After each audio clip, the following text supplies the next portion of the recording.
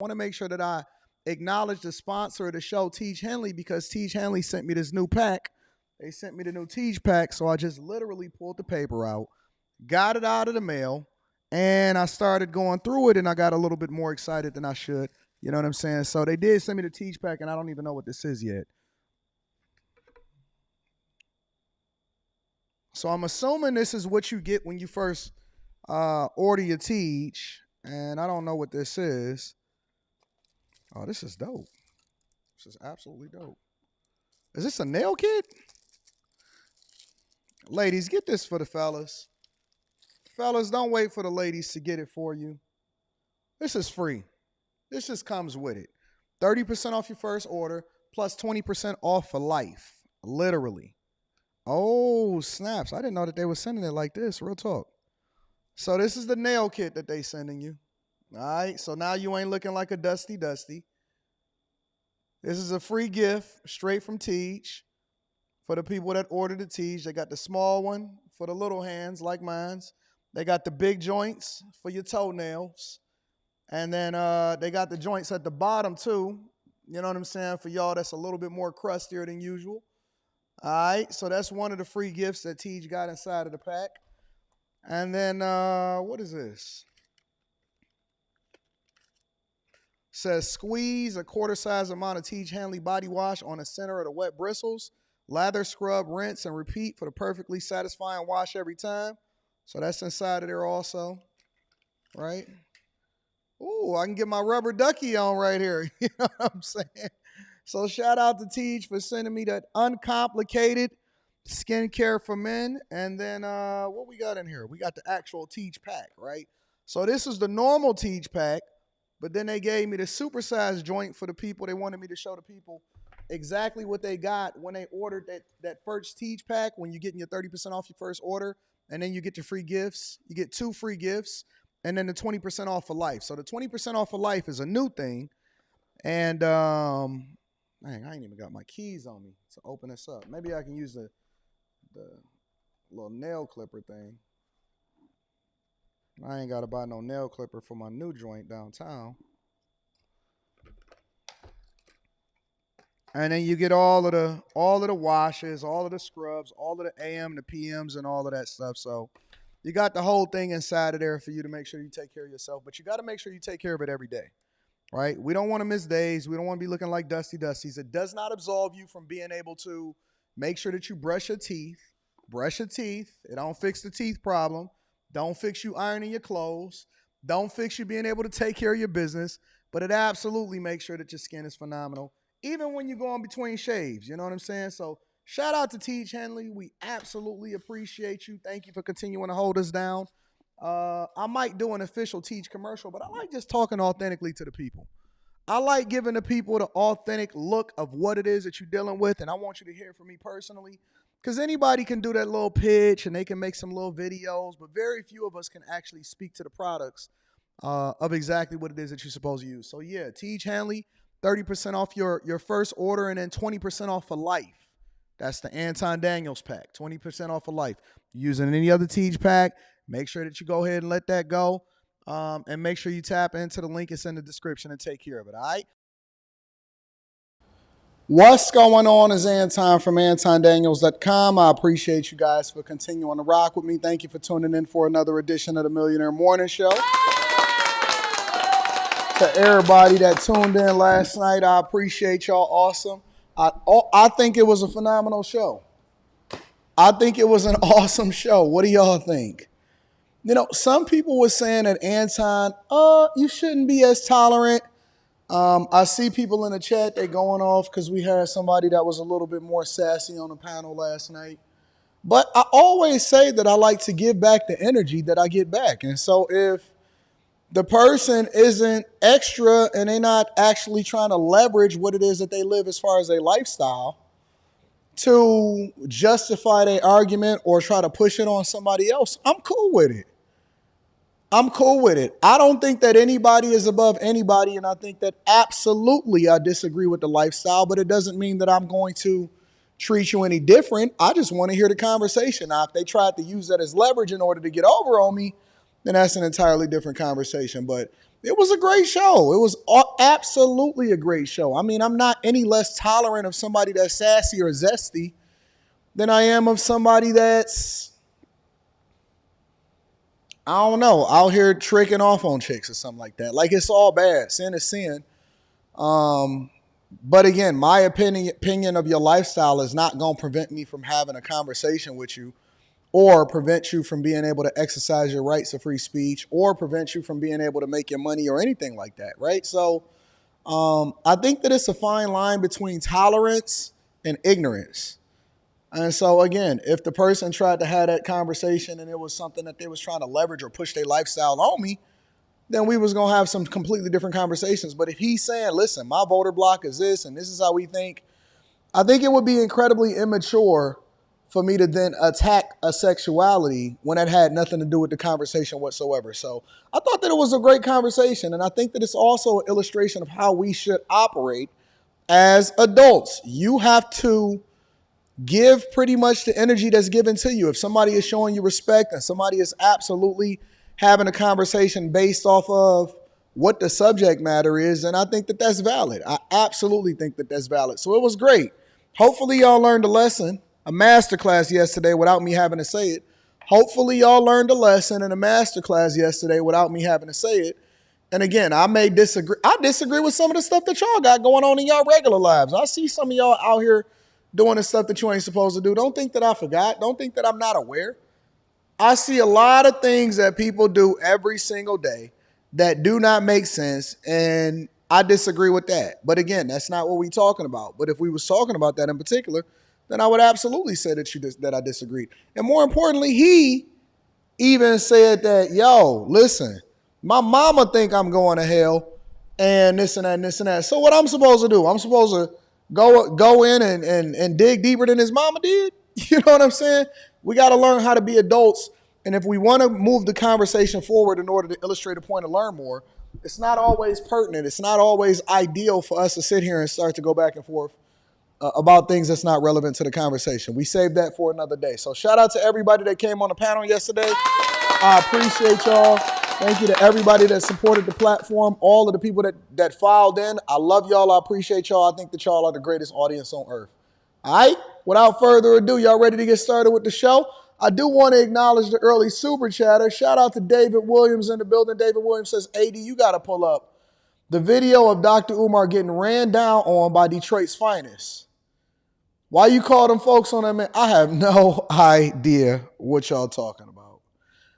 I have no idea what y'all talking about. No idea whatsoever. Let me see something. Umar Johnson, Detroit.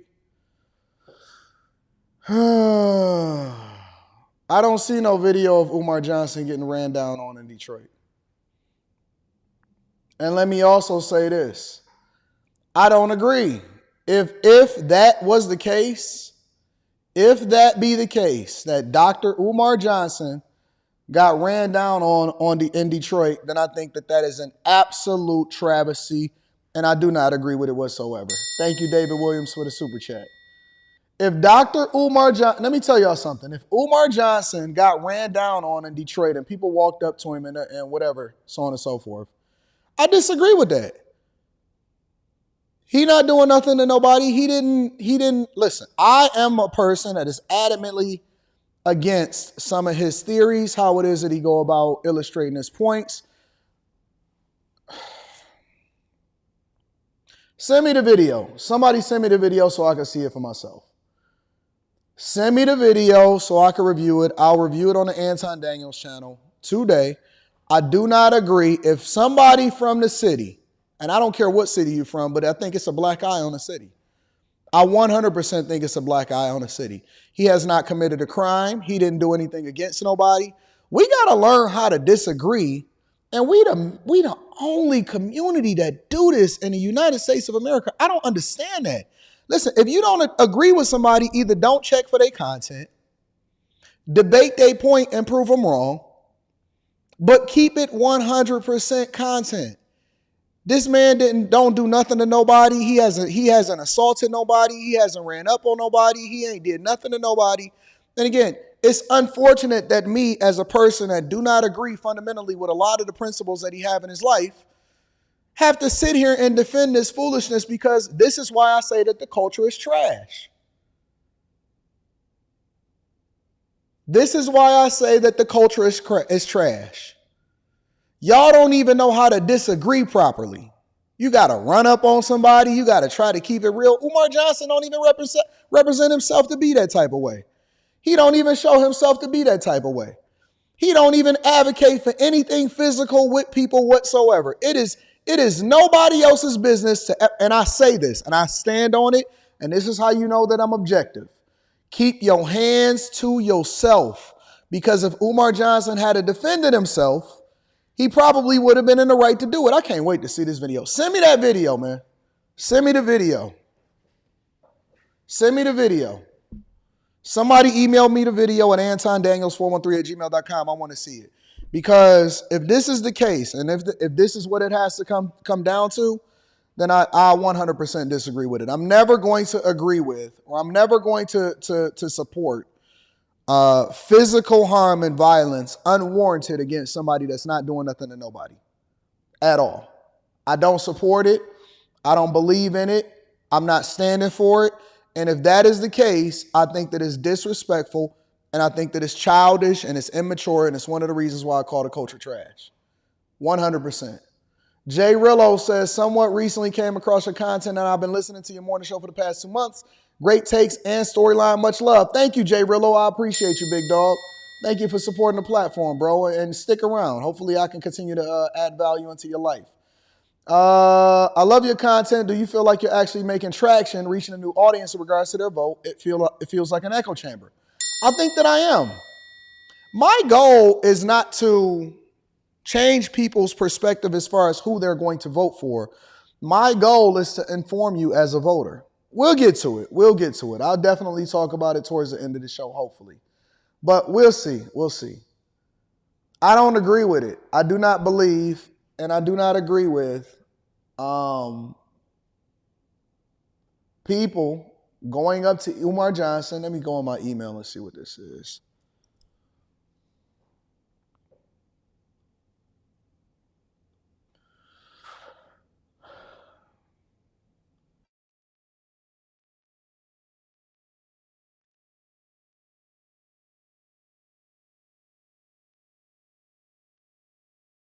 Oh, somebody called the cops on Umar Johnson.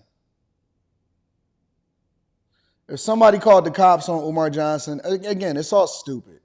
It's dumb. I think that people got too much time on their hands. People just got too much time on their hands, bro. They need to have something better to do than to just sit there going back and forth trying to figure out whether or not somebody else is doing something. Get out of here, man. Get out of here, man. I didn't know it was cops. I thought it was actually somebody walking up on somebody. So we'll get there. We'll get there. And y'all, nobody sent me the video of this immunity thing that Trump said. Somebody tried to send me the video, and then they text me right after, and they said, wait a minute, I was watching the video myself and I didn't hear it. So I haven't seen it. It's funny how people try to hold you accountable for something that you don't even know. Send it to me. I'll react to it, and then we'll have the conversation from there. Also, after hours when Anton Daniels is on tonight, so we're going to get it popping. Thank you, Tia Marie. Says they apologized and walked away. All right. That's what's up. That's what's up. So we'll have a conversation. We'll figure it out. Let me see if I got any other super chats that I need to address. Darius Davenport says, I'm definitely making the next meetup. Mr. Houston because of a death in the family. Stay prayed up, Chasers. Yeah, stay played up, Chasers. Shout out to Darius Davenport. Thank you to everybody. Join the Patreon. We got Stock Club on Thursday. Right after the show, Stock Club is on Thursday. So tap into that. Tia Marie says he was at the airport and airport security saying someone made a complaint of seeing someone talk to themselves. Wouldn't say he was ran up on. He was sitting down live streaming. Okay. Thank you for the additional context. I appreciate you, Tia Marie. Can always depend on my ladies to give me the insight and information. Let me see if I got any cash apps that I need to acknowledge real quick, and then we're going to go from there.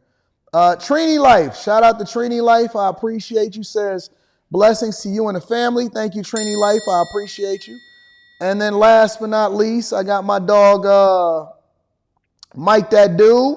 Thank you, Mike That Dude, for supporting the platform. And then ESDC says, good morning to the Millionaire Morning Show. Thank you, ESDC. Give yourselves a round of applause for rocking out today, making it to the Millionaire Morning Show. Rochelle, shout out to Rochelle Brown, says, been studying the Dem history. It's not good. So now y'all becoming informed. You know what the worst thing about becoming informed is? The worst thing about becoming informed is that you can't put the information back because now you can't unsee what you saw. Sometimes ignorance is bliss. I don't know if y'all ever seen that scene inside of the Matrix where he was like, yo, put me back in the Matrix. You can't unsee what you saw. Thank you to everybody that contributed into the platform. Thank you for all of the support. I love y'all. I appreciate y'all. Y'all ready to get started with the show? All right, let's get it popping. Quick hits, y'all. Quick hits is a segment of the show that we don't think that we necessarily have to address every single segment on its own merits as far as an individual segment for itself, but we definitely want to keep y'all informed on what's happening throughout these streets. I'll be reading super chats throughout the show. First things first, a 16-year-old teenage girl was killed in Hayward. Check it out. Shooting has taken the life of another teenager in Hayward, and this time the victim is a 16-year-old girl. Our crime reporter Henry Lee is live at the Hayward Police Department with the latest on what's becoming a disturbing trend. Good evening, Henry. Yeah, sad trend indeed. Many of the recent homicide victims here in Hayward indeed have all been teenagers. Now, the killings themselves don't seem to be related to each other, but the police chief and the mayor all agree more needs to be done as far as outreach to the youths who are also suspected in these tragedies. Right now, the city is hurting. A deadly shootout in broad daylight in Hayward took the life of a 16-year-old girl, the latest teenager to die from gun violence in the city. The most recent homicide happened outside this apartment complex on West Tennyson Road near Tyrell Avenue shortly after 11 Sunday morning. Bullets hit the building and a car. At least one shooter opened fire from a car, prompting another person with a gun to return fire. It appears that there was gunfire exchange between two parties. We do not believe that this was a random act. We do believe that there was an individual who was targeted. Hayward Police Chief Brian Matthews says police have recovered a high-powered rifle and a stolen car that was used in the shooting. Why is it that when crime is committed, because obviously based off of what they're talking about with the police, that it was a targeted hit, how come it's always somebody that probably has nothing to do with the crime, the person that suffers the most? Similar to like drunk driving, right? When you usually get a drunk driver, the drunk driver, they liquored up, alcoholed up, got everything to lose, nothing to gain, go 100,000 miles an hour, and then guess what? It'd be somebody else that get killed. Everybody else get killed as far as the person that the drunk driver run into, and the drunk driver walk away unscathed. But no arrests have been made. The chief says the shooting appeared to be targeted toward the girl's family, who apparently knew at least one of the attackers. We do believe that this incident involved the 16-year-old's family members, but we don't know whether or not she was a specific intended target in this incident. A 41-year-old man was caught in the crossfire and was hit by a stray bullet. He's expected to be okay. Police are trying to find out what led up to the shooting. We don't know of a motive. We don't know whether it's too early in the investigation to say whether this is gang-related, whether it involves drug trafficking. We just don't know the answers to those yet. This is the latest homicide in Hayward that has killed a young victim. The four most recent homicide victims in the city have been 19 years old or younger. Hayward Mayor Mark Salinas says the city's trying to do more to keep kids busy, especially in the summer months with internships, summer jobs, and camps. We do not want this to happen again, and I wish we could prevent all of these, but sometimes things like this happen. However, we just gotta keep working. On Monday, medical gloves were still outside on the street. Alicia Diaz lives nearby. This community that I grew up in, it seems to have gotten more violent than when I... They keep telling me that crime is down, and I'm trying to understand where. Where? Everybody keeps telling me every day, oh man, crime is down, crime is down. They told me that junk on a live stream yesterday. And I said, where? Where is crime down? Because in every single liberal city, not every single one, but most of the liberal cities, and I didn't even know that Hayward existed until I started reviewing videos about what was happening from a crime perspective. Now you got a 16-year-old girl that died in crossfire when somebody was targeting their family. Another man gets shot in the butt walking down the street just from a stray bullet. And they talking about we got to keep the kids busy. Keep the kids busy doing what? They parents had already made them monsters. Shh. Anyways, outside of Hayward, ladies and gentlemen, an auto theft ring was taken down in Texas. Check it out. Our big story here at 10. Authorities have taken down one of the largest auto theft rings ever in North Texas. Yeah, we get 7 men in all arrested, multi-million-dollar international operation. We're told that authorities believe involved hundreds of stolen vehicles right here in DFW. J.D. Miles with the story you'll only see here on CBS News Texas. These are some of the stolen luxury vehicles seized by North Texas authorities back in March during multiple SWAT raids in Garland and Dallas. A total of 7 men were arrested during an investigation Grapevine police say started last November. Look at the culprits. I want y'all to take it in consideration, the culprits. Look at the culprits. All young men throwing their lives away. And all working in concert with each other. You see how we come together when it comes to crime, but we don't want to come together when it comes to making sure that we do the things that's best for the community? They were stealing everything. They made a whole career out of stealing everything. You know what this does? This raises your insurance rates. While examining security camera videos of a car theft in the parking lot of Grapevine Mills Mall. So our crime analyst saw a vehicle and said, I think that's the vehicle from another one. And after a lot of hours of investigation, they were able to identify a suspect vehicle. And from there, it just snowballed and their investigation went wide open. Police were able to recover enough visual and physical evidence from a single theft that successfully tied this crew to $5 to $10 million in stolen vehicles from within the city of Grapevine. So when you see these guys that's out here tricking on y'all and they say, yeah, man, because I ain't never been in when these girls say, y'all, I ain't never been in a relationship where a man ain't got it. That's because he don't care about it because he getting it so fast. They got $5 to $10 million worth of stolen vehicles. Y'all be thinking, man, how is these young guys out here getting it? How is these young guys out here running up and back? They just be out here throwing the money, tricking it off, buying chains. This is how. It's because they're criminals. They're criminals. Grapevine alone. I know that we've had at least 200 vehicles confirmed to be linked to this group. I think we believe Probably there are way more, but more, that's what we triple. can prove. Dozens of other vehicle thefts from not just Grapevine, but also Euless, Irving, Dallas, Grand Prairie, Addison, and Garland were also linked to the suspects using sophisticated tracking technology and license plate readers once police identified one of the suspects. Many of the vehicles targeted by the group were Camaros, Challengers, Chargers, Cherokees, and Corvettes. All outside of the Corvette, all of these is the Hustler starter pack cars. These are the cars that you can usually catch a young dude in that's probably in over his head, or it's a possibility. Chargers, Challengers, Camaros, you throw them right up. I'm surprised they ain't throw a Jeep Wrangler on top of that joint. But they all getting the stuff that they can take straight to the chop shop in order to get it knocked down. Authorities say Jose Ramon Perez posted videos of high-end stolen vehicles on social media from inside his garage, days before a SWAT raid on his Garland home, where police had evidence that he may own a Tiger, which he keeps at his residence. Police didn't find a Tiger, but towed away 2 high-end vehicles, GPS trackers, and a gun. According to a search warrant, they also recovered high-tech devices that can reprogram key fobs of stolen vehicles. Court documents reveal that Perez and others in the operation are accused of taking the stolen vehicles to resell to unassuming buyers, and have even been caught attempting to ship stolen vehicles south to Mexico and into other states in the U.S. So how big was this operation? Huge. We're expecting the case to go federal. Another raid at a home in Dallas found more evidence against the suspects, who are believed to be responsible for at least 40 auto thefts in Dallas since the beginning of the year. The arrests may have already had an impact on a crime that is hard to combat. But I can tell you for our agency in Grapevine, we had 0 auto thefts the month after we made those arrests. Grapevine police say some members of the group had become more violent and at the time of their arrest had active warrants for aggravated robberies in Richardson and Dallas.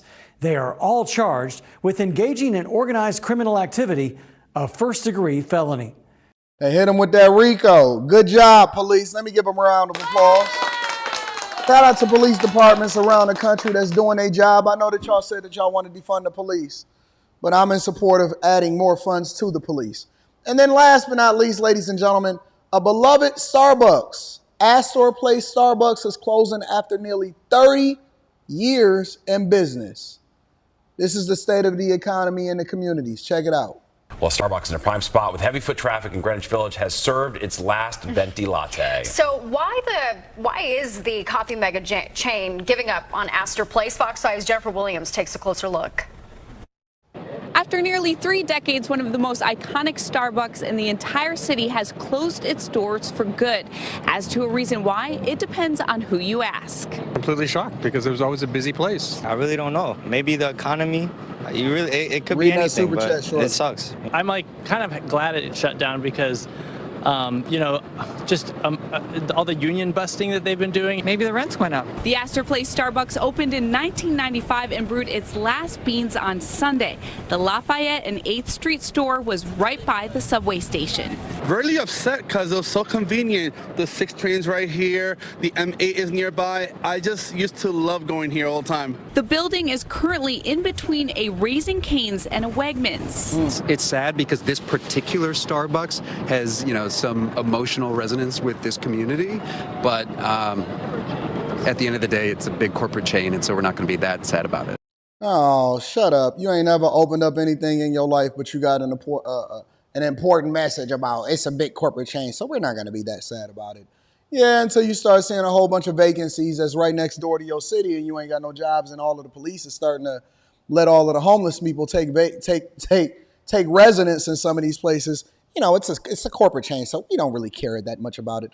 Do y'all not realize that a lot of these corporate chains are individually franchised and owned by individuals that are a part of your community?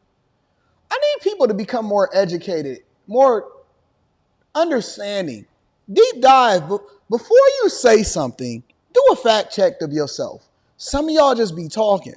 Don't you know that some of these fast food restaurants that people put a whole bunch of money into, hundreds and millions of dollars into, and these Starbucks chains and all of these, most of these things are not corporate owned. Some of them are corporate stores. Most of them are franchised, and they're owned by people that pay a franchise fee as well as a fee that's associated with every sale of whatever item that they got selling to you. So y'all got to get educated before y'all just become liberals and Kamala Harris supporters and voters. Sort of coming toe-to-toe with how much people are willing to be extorted in rent. Frances Katzen is with the Katzen team at Douglas Elliman. It's sort of like the landlords are looking for these bigger companies to subsidize the delta of what they're not getting from their standard vendors in this location. And I think they've reached their limit. Starbucks did not confirm the closure was a result of a rent hike, but a spokesperson provided Fox 5 with a statement saying, quote, "We're honored that our Astor Place store has been part of the East Village community for almost 30 years. We take pride in the place Starbucks holds in the hearts of both our customers and our partners. We do not take the decision to close stores lightly." Everybody in this neighborhood loves the Starbucks. It was like a staple in the spot. Fox 5 reached out to the landlord ASG Equities, but did not get a response prior to the airing of this piece. A lot of these landlords think that they can pass their additional costs on to whoever it is that's renting from them. And I'm talking about corporate landlords. And so they think that a lot of times that these places is just going to be open forever. But I think that one of the biggest things that you got to consider if you ever deciding to get into the brick and mortar business of opening up a store or boutique and stuff, I'll see them close every day. The 2 biggest expenses that you're going to have as a business owner is rent and labor. Let me say it again. Your 2 biggest expenses, I'm not about to do a masterclass, that's for the Patreon. Your 2 biggest expenses that you're going to have as a business owner is rent and labor. If you cannot control that and you cannot sell enough product in order to continue to cover the rent, you are going to be in trouble. And I don't care how historic the place and the location is that you guys are at. Do not think that that is not going to be a huge cost and expense. If you can get those 2 things to be covered, you can figure the rest out. Ladies and gentlemen, that is your quick hits. All right. Let me go ahead and make a quick announcement. I'm going to read the super chats and then I'm going to make a quick announcement really quickly. Nothing major, but just for some of y'all that got iPhones. I know some people got Androids. This is not a discriminatory show, so if you got an Android, feel free to go ahead and stick around. I do not have an Android, so I cannot make an announcement with regard to Android, but I'll make an announcement shortly. Rashad J4 says, are you willing to do an interview with Tariq Nasheed? Because he's been spitting bars lately. I don't care. I mean, if he just wanted to come on the platform, that's fine. I don't think I've ever had anything negative to say about Tariq Nasheed. I don't see anything that he's ever done wrong. So, yeah, shout out to you, Rashad. So, I mean, yeah, I don't care if somebody wanted to come on the platform. I ain't never had nothing against Tariq Nasheed. I may disagree with some. Actually, I haven't even I disagree with reparations, but I haven't even really studied on anything that he really does because I don't really watch his content like that. But, I mean, I'd have to do some research to see what questions I wanted to ask. Thank you to Rashad. I appreciate you for that. Great super chat. Tono El Technologo says, feels good to be at the front of the congregation for once. I am in Little Elm, Texas. Shout out to Little Elm, Texas. Running it up. My people down there, I appreciate y'all. Texas love me. Skinny Boy Django Morrison says, 8th super chat told my son, if the deal is too good to be true, something is up. Car thieves. Facts. They selling at an extreme discount. I don't even buy nothing unless I can get it from an authorized dealer or an authorized user no more. I ain't going through Facebook Marketplace. I don't want to do no individual sellers. I got to vet it out. I got to look at them run the VIN numbers. I got to do all of that. Also, for those of you that do care, Apple is deploying Apple Intelligence today. And so I just literally updated both of my iPhones. They're updating both of them at the same time. So I'm updating my iPhones. I'm about to update my iPad right here. You can see it right there. I'm about to update my iPad.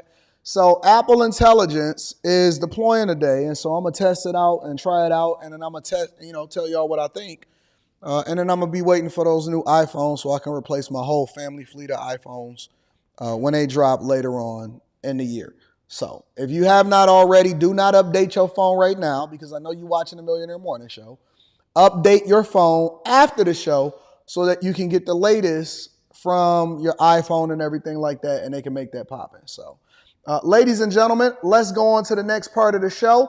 I want to talk about, before we get over to Kamala Harris and Trump and all of that stuff and the debate and possibilities of that, I want to address and talk about San Francisco and California because I am still trying to understand what is going on in California, what is going on in San Francisco, Los Angeles, and all of these places to where they're now deciding just out of the blue, no explanation, no reasons, just out of the blue, they just decided we're going to clear up all of these homelessness camps and get it popping. Over in San Francisco in particular, what is this woman's name? Her name is something. What is this? The mayor is London Sneed? I believe her name is London Sneed or something like that over in San Francisco in particular. They are now clearing up and they're stepping up their enforcement of clearing homelessness camps. Right after the Supreme Court made their ruling about homelessness as far as it not being a crime. Check it out. Make sure y'all hit a like for the algorithm, subscribe to the channel, and turn on your notifications. Let's get to it, y'all. Now at 5, the city of San Francisco following up on its pledge to clear streets of homeless encampments. How officials are trying to bring a humane solution to the ever-widening crisis. Sometimes it takes that opportunity, and then they take it, and that's what we are here for that small window. I'm not sure, man. Let's try to stay out of jail. Today's sweep coming less than a week after Governor... Oh, not trying to stay out of jail. I don't think that's a hard thing to try to do, but I'm with it. Gavin Newsom urged cities to take action. Good evening. I'm Greg Lee. And I'm Claudine Wong. New at 5 tonight, KTV's Christian Captain is live for us in San Francisco with the latest on what happened today and where things go from here. Christian? Yeah, San Francisco's mayor has been saying there was going to be increased effort to eliminate the encampments around the city, and today crews began patrolling the streets of San Francisco, doing just that. The city of San Francisco has started a renewed push to clear tents on the city's streets. Jeffrey Fry says the latest effort from the city means a challenge for him. Damn right about that. I'm like, I think it's BS too. Like, but I mean, I guess they're trying to make stuff safer for people or something like that. But I don't know. I think it's still a hassle. City crews say they try to engage with those living in tents, offering mental health care and/or drug and alcohol counseling, give at least 2 days notice that a sweep is coming, and offer to hold on to the belongings of the person in the tent. The city's homeless outreach teams offer shelter beds that are available immediately. We offer it, see him, give him what the opportunity is right now. You know, there's this opportunity to be at this navigation center, or at this shelter, or this hotel, that kind of thing, whatever's available in the day. And let me say this. I want to give a round of applause for the streets in California, including San Francisco and Los Angeles. Objectively speaking, this is what we want, right? Objectively speaking, I don't care about London Breed. I don't care about Karen Bass. And I certainly think that Gavin Newsom is one of the worst governors in the United States of America. But I got to give credit where credit is due. All of the things that I'm hearing as far as, hey, listen, they engaging them. They telling them a couple days ahead of time. They giving them options. Listen, we can help you. We want to get you inside of these programs. We also have safe spaces and warm spaces for y'all to sleep in. Y'all don't have to be out here. I can't say anything negative. I don't have anything negative to say. I'm not going to just throw them under the bus for the sake of throwing them under the bus. I don't have anything negative to say. If they are saying, and this is the engagement that they're having with the people that's on the streets, and they say, listen, fam, you can't stay here. You got to go somewhere, and we're going to help you, and we're going to make you transition, and we're going to help you get yourself together. You just not going to sit on the streets forever and just be out here. I don't think that they should build $165 million, $600,000 per unit locations for them in the middle of the downtown area. However, if this is what they're doing, and this is what they're funding, and they're trying to be progressive in how it is that they're handling and making things safer, and then ultimately creating an environment that would be more conducive for the people that live in these cities in San Francisco and Los Angeles, I can't. I just can't. I can't criticize it. I got to give them credit. then like, okay, I'll take a navigation center, but all right, let's go. Joel, who didn't want to reveal his last name, said he's been told he could be arrested if he didn't clear out. He said he just wants to be left alone and that he's not interested in a shelter bed. You're going to take your stuff in there and just lose everything and get kicked out. I don't know. That's happened to me. I prefer to be out here, but... No, fam, you cannot live on the sidewalk in front of people's residences and in front of people's businesses. That is not how life works. You can't just go and do what you want to do when you want to do it. Nope. You can't just say, I want to be left alone. That's not how it works, big dog. Respectfully. And what people don't understand is that, a lot of people say, oh my God, we got to solve for it. When you give a lot of people options, I'm just going to be absolutely honest and transparent. When you give people options a lot of times, they do not want the help. They prefer to stay in squalor. They prefer to stay suffering. They prefer to stay in the spaces that they're in. And they don't want to fix themselves. They don't want to change. They don't want to evolve. They don't want to become better. They rather just take their chances on the streets, even if they got resources. So a lot of people will often at times will say, man, how come we don't have more shelter for the homeless? There is shelter that's unused. There is shelter that is unused. A lot of these people do not want to answer to authority. I'm going to tell you, some people, a lot of people, not all, a lot of these people are having self-inflicted wounds. They blame it on society. They blame it on culture. They make other people's lives uncomfortable. And this is just the facts. This is just the facts. When you offer them help and resources and transitions and opportunities, they turn it down. They don't want your help. They want to continue to do what they want to do when they want to do it. And that's not how society works. We are a society of laws, and they have to be enforced. And at the same time, there is engagement that also offers you opportunities to do something different, and they don't want to. So at that point, you have to then enforce the law and say, hey, listen, you messing up the money out here. Tourists don't want to walk down here. It smell like pee. You can't keep doodling out here on the streets and then expecting people to step over it. That's not how the law works. Thank you for the super chats. And I'm going to be reading the Cash App shortly. We'll see what happens. This latest push to clear encampments comes a month after the United States Supreme Court cleared the way, and less than a week after Governor Gavin Newsom ordered state agencies to step up their enforcement and asked cities to do the same. The mayor said San Francisco's plans have been in the works for weeks. She said San Francisco can be compassionate, offering help, while at the same time making homelessness so difficult that it pushes people to accept the help the city is offering. We are doing everything we can to make it clear to people that our expectation is that you take us up on our offer for services. And if you don't, we want to make things less comfortable for you. Advocates for the homeless say there are many reasons why shelters don't work for some people, and that following sweeps, the most vulnerable are worse off than before. Giving a short notice and then coming in and removing an encampment doesn't change the basic problem of someone having nowhere to go and not having, not having a place to live, not having a... They literally are offering you a place to go, and then transition services and also assistance when it comes to mental health, drug abuse, alcohol, all of that. This is a person that's probably going to vote for Kamala Harris. I can just tell you that right now. I could tell by the glasses. I could tell by the streaks in her hair. I could tell by how unorganized everything that is around her. I could tell by the unpackaged and the packed up stuff that's haven't been unpackaged and not organized in the boxes in the back. And then she got the wired headphones on and stuff like that. I could tell you right now that this is a person that's going to, with her foggy glasses, vote for Kamala Harris. You cannot continue to sleep on the streets and think that that's a solution. You can't. Shelter. The men we spoke with today said they planned on moving a few blocks away and then maybe moving back to that same location later on if they can. The city says it can maintain this level of sweep for now, and officials are hoping that as more people take the city up on the offer for shelter, there will be fewer encampments to sweep. We're live in San Francisco. Christian Cafton, KTVU. Did you see what they said?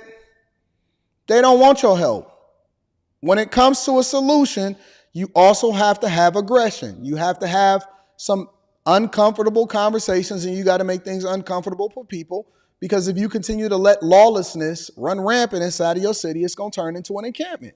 And they said, listen, that's cool. We're going to move up the block to 2 streets over, up the block. And then when y'all leave here, we're going to come back here and we're going to re-poop on the streets, and we ain't going to trip about it. And so this is an example of why a lot of times y'all think that things are going bad because it's the city's fault and all of that stuff. It's the city's fault for not dealing with it when they see it to become the problem and they let it spiral out of control. But these people feel entitled. They feel entitled to be able to set up camp right in front of your shops. Also, on top of that, RVs are now starting to be parked along the Pacific Coast Highway, and people are complaining about it. Now at 10:30, dozens of RVs being parked along Pacific Coast Highway for days, weeks, and in some cases even months. And residents say enough is enough. They say the RVs pose a health concern along that scenic stretch of coastline, and they want them moved as soon as possible. Chris Wolf is live in Malibu with more on the growing problem. Chris. Micah and Sandy, those RVs and campers are near us. Behind me, lining PCH through Malibu and Pacific Palisades. As you said, many residents say the vehicles are part of an exploding homeless encampment that is dirty and dangerous. If you drive along Pacific Coast Highway in the Pacific Palisades area, you're bound to pass lines of RVs and campers on either side of the highway. One woman who travels here frequently says the number of these vehicles has been exploding in the last couple of months. She's not alone in calling for Governor Gavin Newsom. They said we want a water view. They said we're going to live right off the water, right on the water. That's crazy.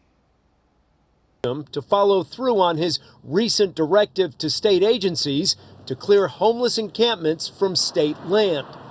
His order follows a U.S. Supreme Court ruling allowing cities to enforce bans on sleeping outside in public. Newsom says the High Court is giving state and local officials the authority to clear unsafe encampments from the streets while acting with compassion. It's unclear exactly where those moved are supposed to go. However, people like you're supposed to go to an RV site. This is not an opportunity for you to live free on the water for the rest of your life. you are supposed to go to a site, an RV site, and pay your fair share. Pay your fair share. A lot of people don't go and get jobs and they don't make the adjustment because they're not forced to. They don't think that the rules apply to them. They don't think that the rules apply to them. They only gonna do what they want to do, and they're gonna make it uncomfortable for everybody else. And if you don't like it, so what? Do something then. Do something about it. Malibu resident Gloria Romero, a former state senator, say the situation cannot be ignored. And we all want to be compassionate and caring, but allowing people to lie in filth and live in filth, that's not compassionate. Romero points to weekly warnings from the LA County Public Health Department about dangerous bacteria levels in the ocean, which she believes can be traced, at least in part, to the RVs lining PCH. Illegally parked RVs staying there and then dumping basically human waste as runoff into the ocean. For the most part, no, it's not a homeless situation. It's just a parking situation. There's more working people out here than there are homeless people out here. Dennis Piggy explains he comes down for the summer from Palmdale with his wife to enjoy the beach. He says he'd rather pay parking tickets than the cost of an RV campground space or hotel room, and that people shouldn't have to be wealthy to enjoy the coast. He adds that the neighbors he encounters are respectful of the environment. I can't speak for everybody. I can just speak for myself. LA County. Listen, man, I'm telling you, it's going to get worse before it gets better, especially with the way that y'all voting. And I got to give California at least, we held them accountable for allowing for this problem to spiral out of control. I got to give them a round of applause on this one. I'm sorry. I know y'all want me to be mean, but objectively speaking, until I see something different, somebody said come back in November after the election and it's going to be bad again. Don't worry, we'll still be doing shows on the Millionaire Morning Show, and if we see things continue to spiral out of control, or if we have our meetup over there, when we have our meetup out there in California, somewhere LA or whatever, up and down the coast, and then I make a drive and I make a whole vlog and a video about it, then we're going to be holding them accountable again. But as far as the way that they're handling this thing, I cannot hold them accountable. I got to give them some credit for that. So shout out to California and San Francisco and these places for now starting to clear out these homelessness camps and get things back to normal. Let me go ahead and read some of these super chats and we're going to continue on with the show. The Chamber says, Anton, what are two of your favorite policies from the Agenda 47 platform? I need to do a whole show on that. I have not personally studied the Agenda 47 platform.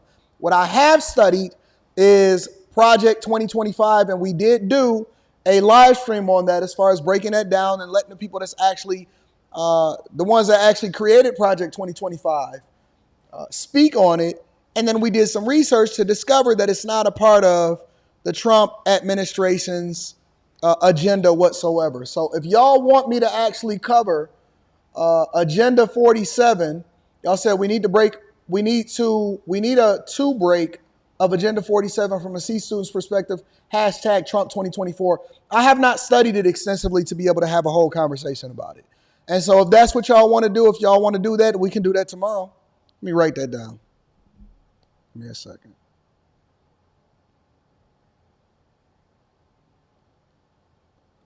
We can do that tomorrow. Thank you for that's a great question, and that's a great show idea. I think I might name the show Agenda 47. We'll see. High Tolerance says, homeboy favors buddy that dropped a point of Ben & Jerry's in his backpack at CVS off Richmond and Sage. Y'all seeing this in real time? Trax said they are doing this because of the Olympics are coming in 2028 and they have plans to build for new sport venues for upcoming games. Why would they build new sport venues when they could just use the ones that's already here, including the new Intuit Dome and Crypto Arena and all that? Don't y'all got enough places to be able to hold the Olympics? Shout out to Trax. I appreciate your wealth building journey says time. Do you think that there's a play with removing all of the unhoused encampment since the 2008 Olympics in LA? There is sure to be visibility on LA once the Olympics in Paris conclude. I don't know. I don't know, because it's only 2024, so why would we be focused on 2028? I don't rock with the Olympics based off of the disrespect that they had to my Jesus anyway. King Stennis says, next LA have to get Bronny off the Lakers. Y'all so evil for that. Jamal Fowler, season ain't even started. Jamal Fowler says, I got your back, big dog. Thank you to Jamal Fowler and everybody that continues to support to the platform. All right, y'all, let's go ahead and deep dive into this whole political landscape as we do. Y'all got a whole bunch of stadiums. Why y'all need to build more?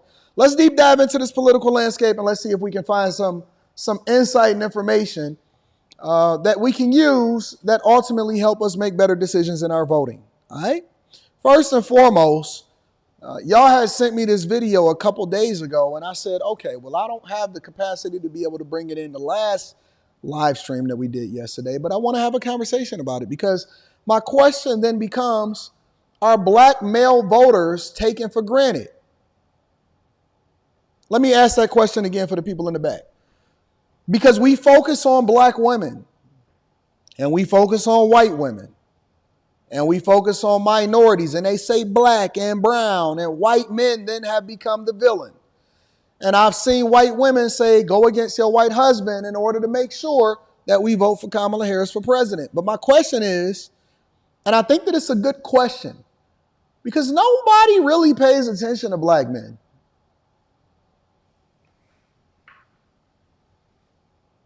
Nobody pays attention to black men. They are not concerned about us. They don't want to know what it is that we think. Now, if you go overseas, over to Germany, according to my homegirl, they said that black men are like exotic. You know what I'm saying? But nobody, and I mean 0 people. We heard that Kamala Harris in particular held live streams where white women broke the internet, right? They broke Zoom calls, and black women. And then they had one for the alphabet community. And they didn't have anything as far as black men. Roland Martin had that, and I thought that that was very unfortunate that a lot of y'all actually is listening to Roland Martin and having him guide y'all on how it is that you're supposed to move. Neither here nor there. That's these older simps. But I don't see anybody really deep diving into young black men, older black men specifically. And when they had a men call, they didn't have a white man as far as I'm concerned. Maybe y'all can educate me. Maybe I'm off. But when they had a men's call for Kamala Harris, I heard it was 120,000 people for white women and less than 500 men on the call, which is telling. And if you notice, they are not having that conversation. For some reason, for whatever reason, they are not bringing forth how many men was on the call for Kamala Harris. They got the sorors, they got the AKAs. They largely depended on the Divine Nine, where really they depended on the women's sororities to convince, say, men fraternities to join into the call. But they do not absolutely positively have removed any statistics as far as the men. They didn't even say black men. They said the men on the call for Kamala Harris, they said that it was less than 500 men, but it was 120,000 white women. That's not a little suspicious to y'all? Y'all not a little bit suspicious of that? Let's deep dive into it, y'all. They don't know nothing about nothing. They don't really are enough to think for ourselves and really. I believe that to be true. But let me also say this, that we have a history of simping in this country. Men in general, let alone black men. And I always have disdain for a lot of the men that came before us because I believe that they're the ones that absolutely ruined and led us down this pathway of simping. 100% simping. And the correlation is amazing. It's beautiful because when they said happy wife, happy life, all that did was give her size 12 shoes to make the decisions as far as how it is that you're going to vote. Man, do you know that I've heard of men that is allowing for their wives to fill out their absentee ballots?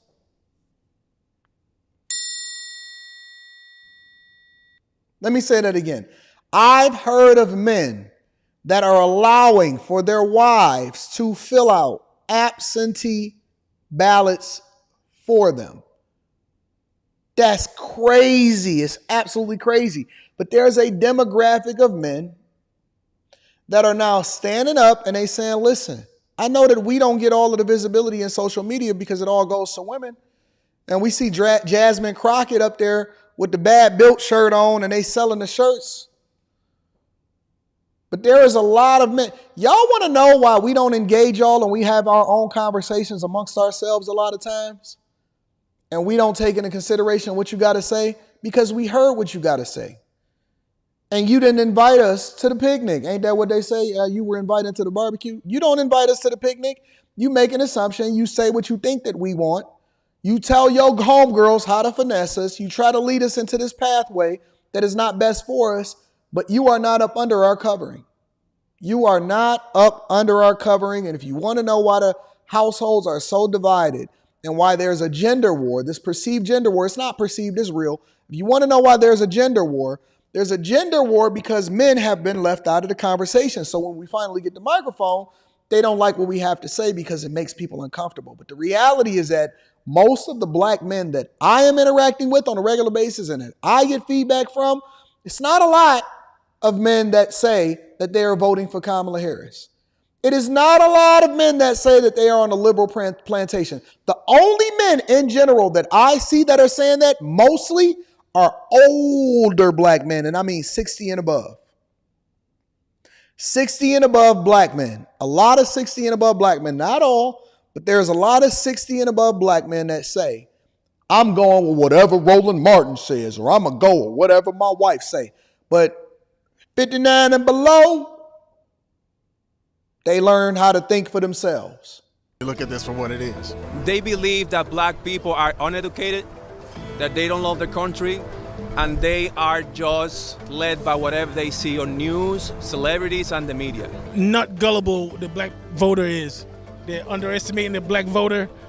They're putting us in a box, and they think we won't deviate from the norm. They don't come to the hood and see what's going on in the hood, so they'll never know what's going on in the hood. They don't have black voters if they don't have any broke. Look at all the black men that's in the background. You see the guy with the red tank top on? They're everywhere. They're not just out there. They don't have black voters. They out there. They out there. They not tripping. They not shy about where it is that they stand. That's why they don't want to put us on the news. Do you know why I went viral the other day? Over the weekend, do y'all know why I went viral? I didn't go viral because I gave y'all any new stats or statistics or facts. I went viral because it's so rare for somebody to be able to articulate their point as well as I articulated it in such a short time span. And they're not used to seeing black men then communicate the way that they do as far as being more conservative, even though our values and our principles, regardless of which way you vote, tend to be more conservative. That's why I went viral. See, listen, if it was a black woman or anything like that, they wouldn't even have tripped on it. I'm not stupid. I know what's going on. I know how to play the game. I know how marketing works. I know why it means so much. Because it was the polar opposites. That was having a conversation. A black woman was on the platform and she said, oh, I'm just going to vote for her because I'm black. And then a black man came on and he said, listen, A, B, C, D, E, F, G, H, I, J, K, L, M, N, O, P. Broke it down point by point because they're not familiar with what we do on the Millionaire Morning Show. They don't know that this is what we do on a regular basis, that we know all of these mayors and all of these cities by name, and we know their policies and how they're ruining America, which makes them uncomfortable when I do a live stream about them. They so happy. Brandon Johnson is so happy.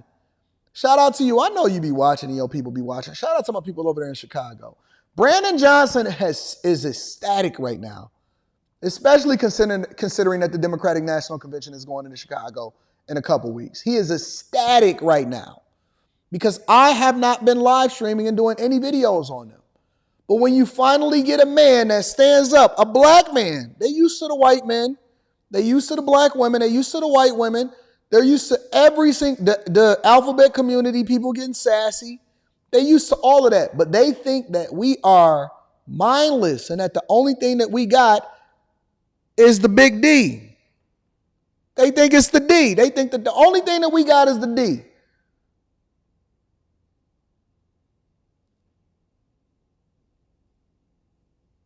We more than just our D. We are more. We are more than the D.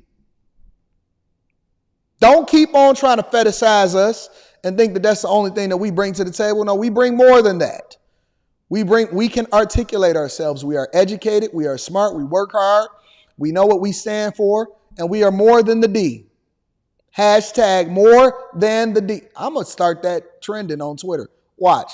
Later on today, it's going to be hashtag more than the D. Watch me do a whole video. I'm more than my D. If they don't have any broke black voters. They can't buy us. You know, the black vote has long stood with the Democratic Party for long, and I feel like they have taken that for granted, and they haven't done much with it. And black men are entrepreneurial. Black men are responsible. Black men want to take care of their family. See my guys in the chat right now? You see this?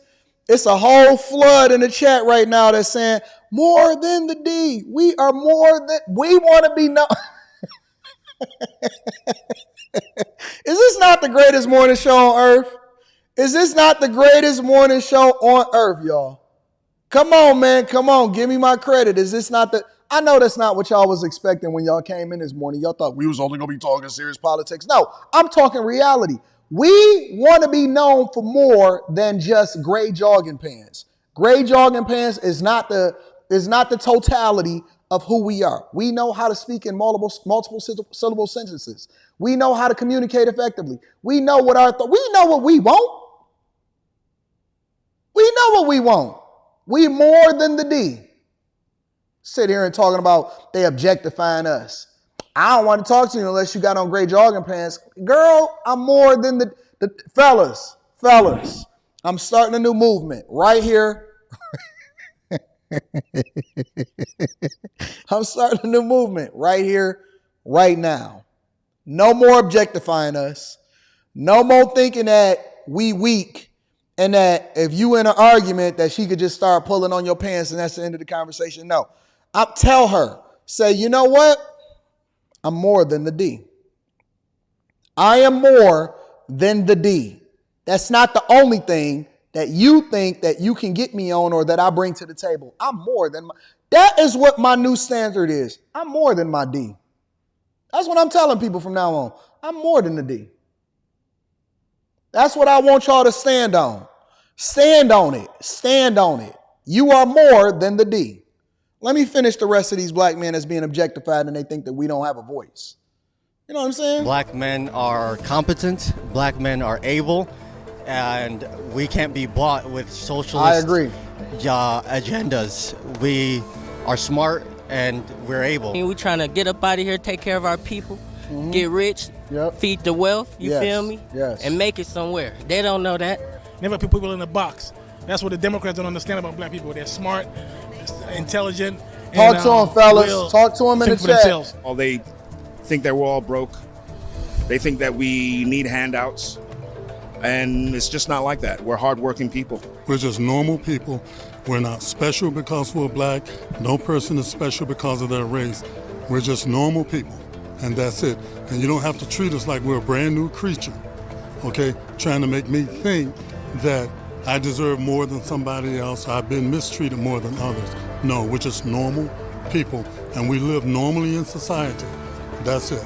They literally underestimate the zeal of the people to get successful in this country. It doesn't matter how they look. It doesn't matter where they come from. Everybody wants to succeed. Y'all know I'm about to make that trending on Twitter and on Instagram, right? Give me an afternoon. Give me an afternoon. I got a photo shoot to do today, but give me an afternoon. I'm gonna get it there for y'all. They want a chance at that American future. And they at least understand that because they think that somehow they can associate that only with their party. But people are looking for success wherever they can find it. I agree, and if black the man. conservative Speak on it. Movement shows them that that's where they're going to find that success, then guess where they're going to go? That's exactly where they're going to go. You see how that man was able to articulate himself clearly, concise, and how he was able to think for himself? We are more than just what you think that we are. All of us think of ourselves in relation to our skin color. This is really really about values and morals and how you see the world, and you just vote that and vote that way and whatever's best for you. Not everybody's going to fall in line with the Democrat or the Republican. If y'all not following me on Twitter and Instagram, the links are in the description. I do not have anything, and I am verified, so I'm blue check certified on all platforms. If y'all not following me on Instagram and Twitter, or X, formerly known as Twitter, you really going to be missing out. So this is our individual thing, but attacking people because they vote one way and think they're supposed to vote, Democrat because they're black is probably not really a good idea. I agree. I agree 100%. Listen, it's nothing else that we need to see here, ladies and gentlemen. It's nothing else that we need to see here. I am going to start a new movement, and I'm encouraging you guys to not only subscribe to what we got going on here, turn on your notifications, make sure you tap into the Patreon, link is in the description. Shout out to our sponsor, Tiege Hanley, 40% off your first order plus 20% off for life. I am going to start a new movement today. And if you guys are not following me on social media in order to join in on this movement, then you really are missing out. You are really missing out, all right? Let's go ahead and read some of these super chats because we are more than RD. We tripod brothers. That's what these people over here in the chat said. He said we try standing on 3 legs, tripod brothers.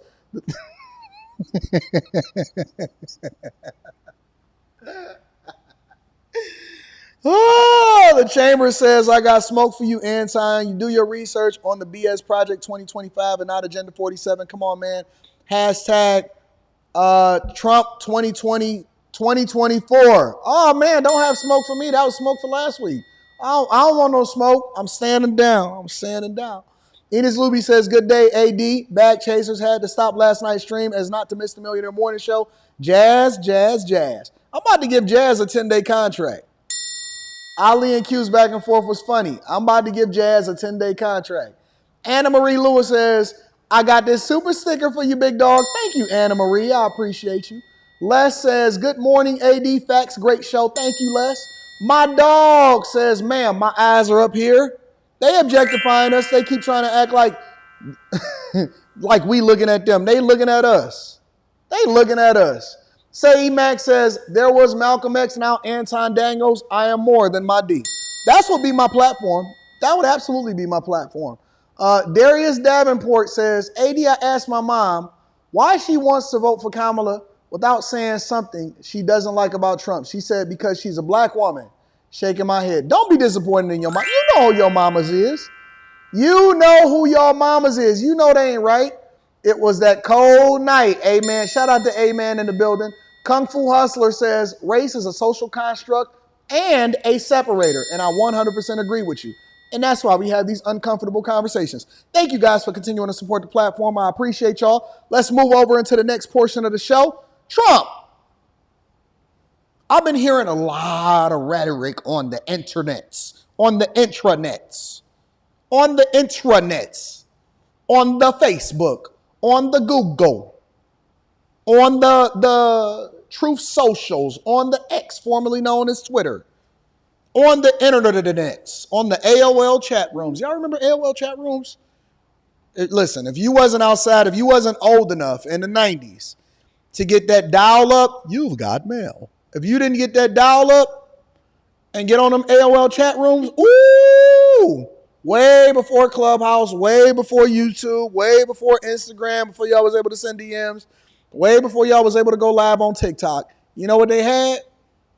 AOL chat rooms. It was lit. And God forbid that you got a phone call because you only had one phone line. See, my parents made the sacrifice. We got a second phone line, so we wasn't tripping about it. But if you, God forbid that you in that heavy chat in AOL chat rooms or Yahoo chat rooms, and you get that phone call, you get home from school, you get your homework done, you get on them AOL chat rooms, and you get that phone call that disconnects your internet connection. Yeah. If you wasn't alive to get that disconnect because somebody was unfortunately trying to call to get to your mama, what a time to be alive. However, that's not what we want to go over, and that's not what we want to talk about right now. Okay? That's not what we want to talk about. That's not what we want to go over right now. the question then becomes, for some reason, everybody is thinking that Kamala Harris is some boogeyman. Who is Kamala Harris? Is she Kendrick Lamar? Is Kamala Harris Kung Fu Kenny? That's all I want to know. Did she somehow overnight become this great debater, this boogeyman? Do y'all not realize that this woman got hardly no votes? That she got washed, absolutely destroyed. I might even do a throwback Thursday where I go back and I show y'all exactly who these people are and why she got bullied. She got bullied in her debates. 100%. Did she become a great debater over the last 4 years that I'm not aware of? Honest to God, like honestly, I'm trying to understand, where did all of this narrative come from, and why are all of these liberals somehow saying that somehow she became the boogeyman and she Kung Fu Kenny when it come to getting on the debate stage? She got beat the F up. She got washed in a debate. She couldn't even win a primary. She couldn't win a primary when it was fair and square. They had to give her a diversity. Do y'all not realize that they gave Kamala Harris a diversity, equity, and inclusion position in the White House in order to be able to force that fake smile? Yay, yay. Oh, I can't believe you guys. Oh gosh, you guys are amazing. I know this woman. I met a woman like this back in middle school, and she was so fake. Not Kamala Harris. It was a woman that was similar to her that had the spirit of Kamala. There's women out here. I'm about to start another movement. That's going to be my second video for tomorrow. Let me write that part down. The spirit of Kamala. Y'all know what the spirit of Kamala is? Fake, chameleon. The spirit.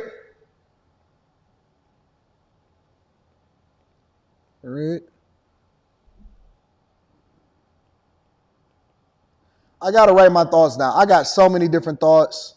More than the D. I'm going to be on This Is Risky at 12 p.m. Eastern today, just to let y'all know. I'm going to do an hour interview with my dog, Hemp. He pulled up to me on the platform or on in Houston at the meetup, and I said, we got to connect. This is a good guy. So I'm going to do This Must Be Risky this afternoon at 12. So for those of y'all that want to come and kick it with me and want to, rock out with me on that platform to see what's happening as far as the questions that Hemp got to ask me, we can get there. But it's the spirit of this woman is just so deceitful. Couldn't even win in her own primary. Anyways, Trump gave an exclusive interview to Fox News in which he spoke on a multitude of different issues, including her record, which she stands on, and whether or not, apparently, I didn't see the debate part, but that's, what the question is, apparently whether or not he would actually debate her and how somehow she became Kung Fu Kenny. Make sure y'all hit a like for the algorithm, subscribe to the channel, and turn on your notifications. I'm going to get to the part that actually is meaningful. I don't want to go through this whole 9 minutes. We're going to have another election. He says he's well, they voted in very. One day Christians do not vote on. You don't have to. It will be. And I think after they have done all the things that we've talked about tonight. Horrible. All of the things. Russia, all the things. And dump their guy of 52 years. Just dump him to the side. So they do all that, and then they say, well, no, you can't vote for him because he's literally never going to leave office. They're actually still saying that. Yeah. I'm going to read that super chat shortly. But you will leave office after 4 years. By the way, and I did last time. I kept hearing, he's not going to leave, he's not going to leave.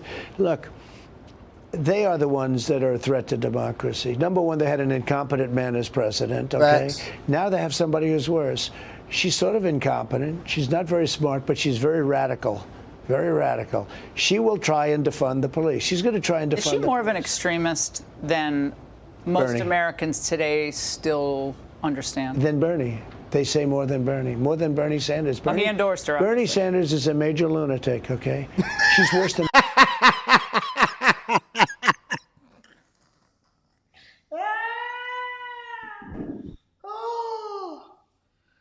You know why they think that we so... You know why they got disdain for us? Because we actually like this guy because he says what he really thinking. He just say, the first thing that come to his head, man, Bernie Sanders is a mother effing lunatic. Facts. I seen a white man that was on TikTok the other day said, you know, John McCain, he shut down any kind of negative press that what anybody would say about Obama. Trump just said straight out. He said, man, listen, Kamala Harris is more radical than Bernie Sanders. Y'all just don't know it yet. And Bernie Sanders is a mother effing lunatic. I like this guy. I honest to God, like this guy. Bernie Sanders. Now, she's trying to come back. She got rid of the laugh. I noticed I haven't seen that crazy laugh that she got. She's crazy. Hold on. Give me a second. He says she got rid of that crazy. Even Trump could see that. Dog, the whole world could see the fakeness. I'm going to run it back. I'm going to let him say what he got to say, and I'm going to let him say what he got to say uninterrupted.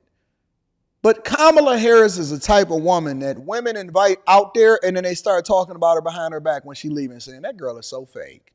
Yo, aunties and them, that girl is so fake, and you better be careful because she going to probably try to take your man. That's the type of woman that Kamala Harris is.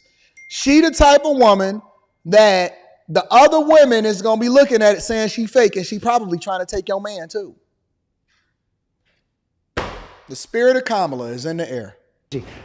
That laugh, that's the laugh of a crazy person. But I noticed that she's not using that laugh anymore. Somebody convinced her, don't laugh, just don't laugh. Don't laugh under any circumstances because I like laughter, but sometimes not her laughter.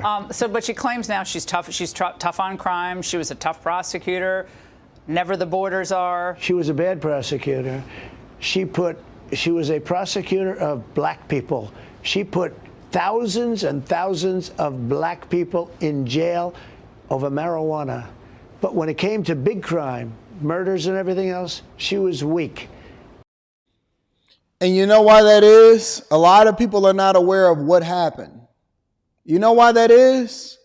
With her fake self saying that she was smoking trees. The only time that she smoked trees was when she was in college and she was listening to Tupac and Snoop Dogg. I'm sorry.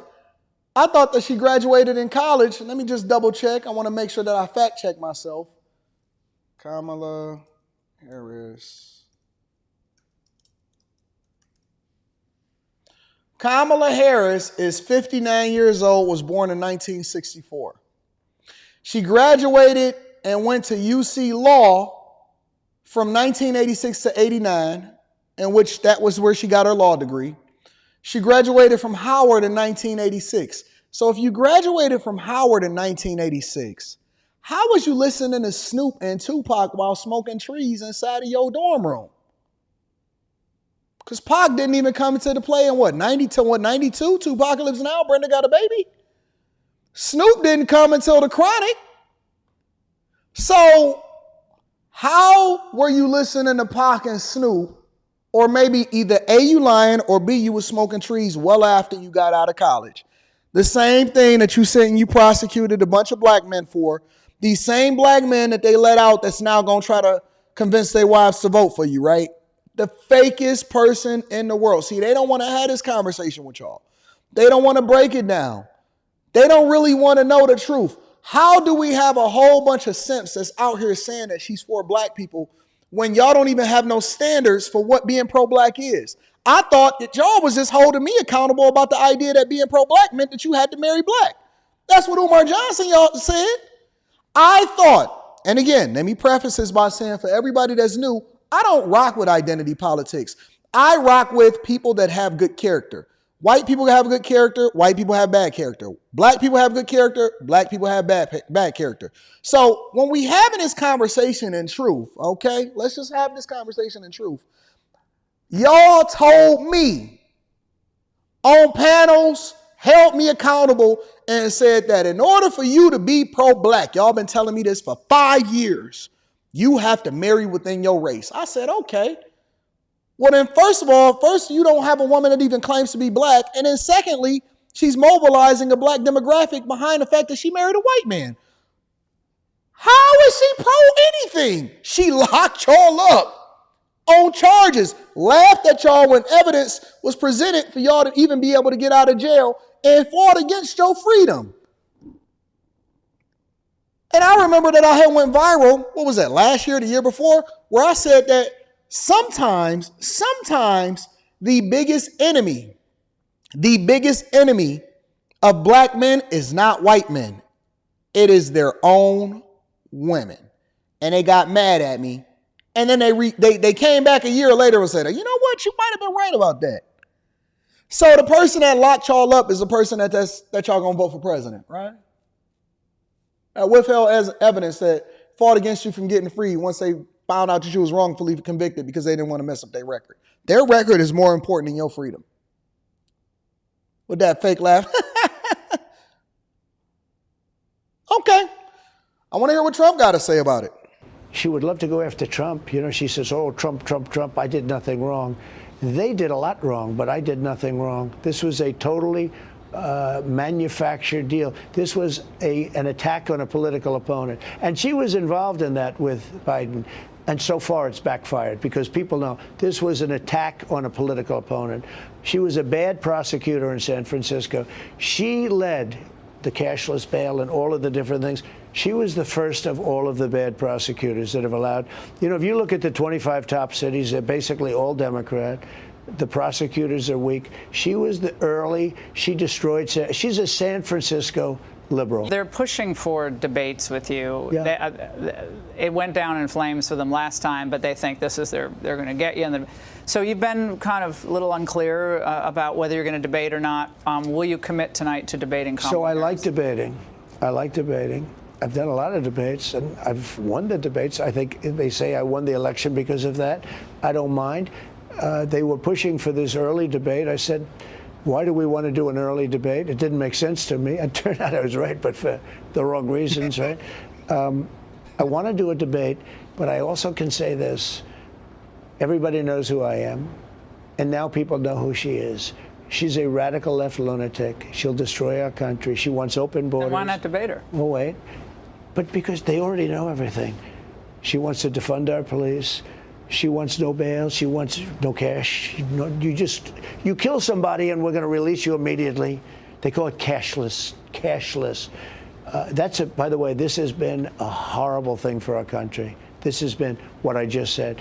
But we know where she is. She wants high taxes. Well, they're going to say you're afraid of debating her. That's what they're going to say. Well, they said that with Biden, too. You know, I was afraid. I did great with Biden, and I did great in every debate. I've had a lot of debates. But you're winning on all the issues, But, you know, I'm leading in the polls by, I think, a lot. I don't know. I hear different numbers. But I'm leading in all of the polls. I'm leading big in all of the swing states. And I say this.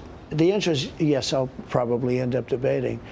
I think actually the debate should take place before the votes start being cast. You know, I had a very good second debate with Biden. I really beat him badly. The problem was 30–40% of the votes were already cast. If you're going to have a debate, you got to do it, I think, before the votes are cast. I think it's very important that you do that. So the answer is yes, but I can also make a case for not doing it. Also, I don't like rewarding fake news. I don't like rewarding the people that have been, they're going to make tens of millions of dollars with this debate. I don't like ABC. I think it's a terrible, terrible outfit. I don't like that ABC is going to get rich. George Slopadopoulos, as I call him. I don't like these are such bad people. I don't like that ABC is going to get rich. I don't like, and I will say something that when CNN did the last one, they were very fair. Jake Tapper was very fair. Well, maybe just you and her, Vice President Harris in a room together with no moderators. I don't mind that. I don't mind anything. Look, I don't mind. We can do any form of a debate. You know, when they asked me to do the debate, they didn't think I was going to do it because they were going to offer. They offered me the two heads, the two announcers, whatever you'd call them, the referees, call them whatever you want. But I have to say, they were both very fair. It was CNN. They wanted to sit down. I said, no, I don't want to sit down. You can't sit down. They want to sit down. They offered me everything that I couldn't accept, and I accepted it. I accepted everything. And we had a debate. It was a great debate. It was actually, maybe it was a mistake. Maybe I shouldn't have debated so well because if I didn't, you know, that was the end of him. Because from that day on. I mean, it's the truth. It's the truth. Look. Y'all don't want to give him credit where credit is due. The reality is that, and I also said that CNN did a great debate, and I said it during the time that they debated. Y'all don't want to give credit where credit is due. Trump ended Biden's career. That's crazy to think about. Trump did to Biden what Drake did to Meek Mill.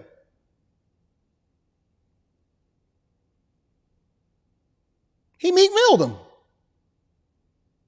Next thing you know, y'all start saying that Meek Mill was bunny hopping and he was Michael Rubin and he's zesty and he was in the back room with Diddy.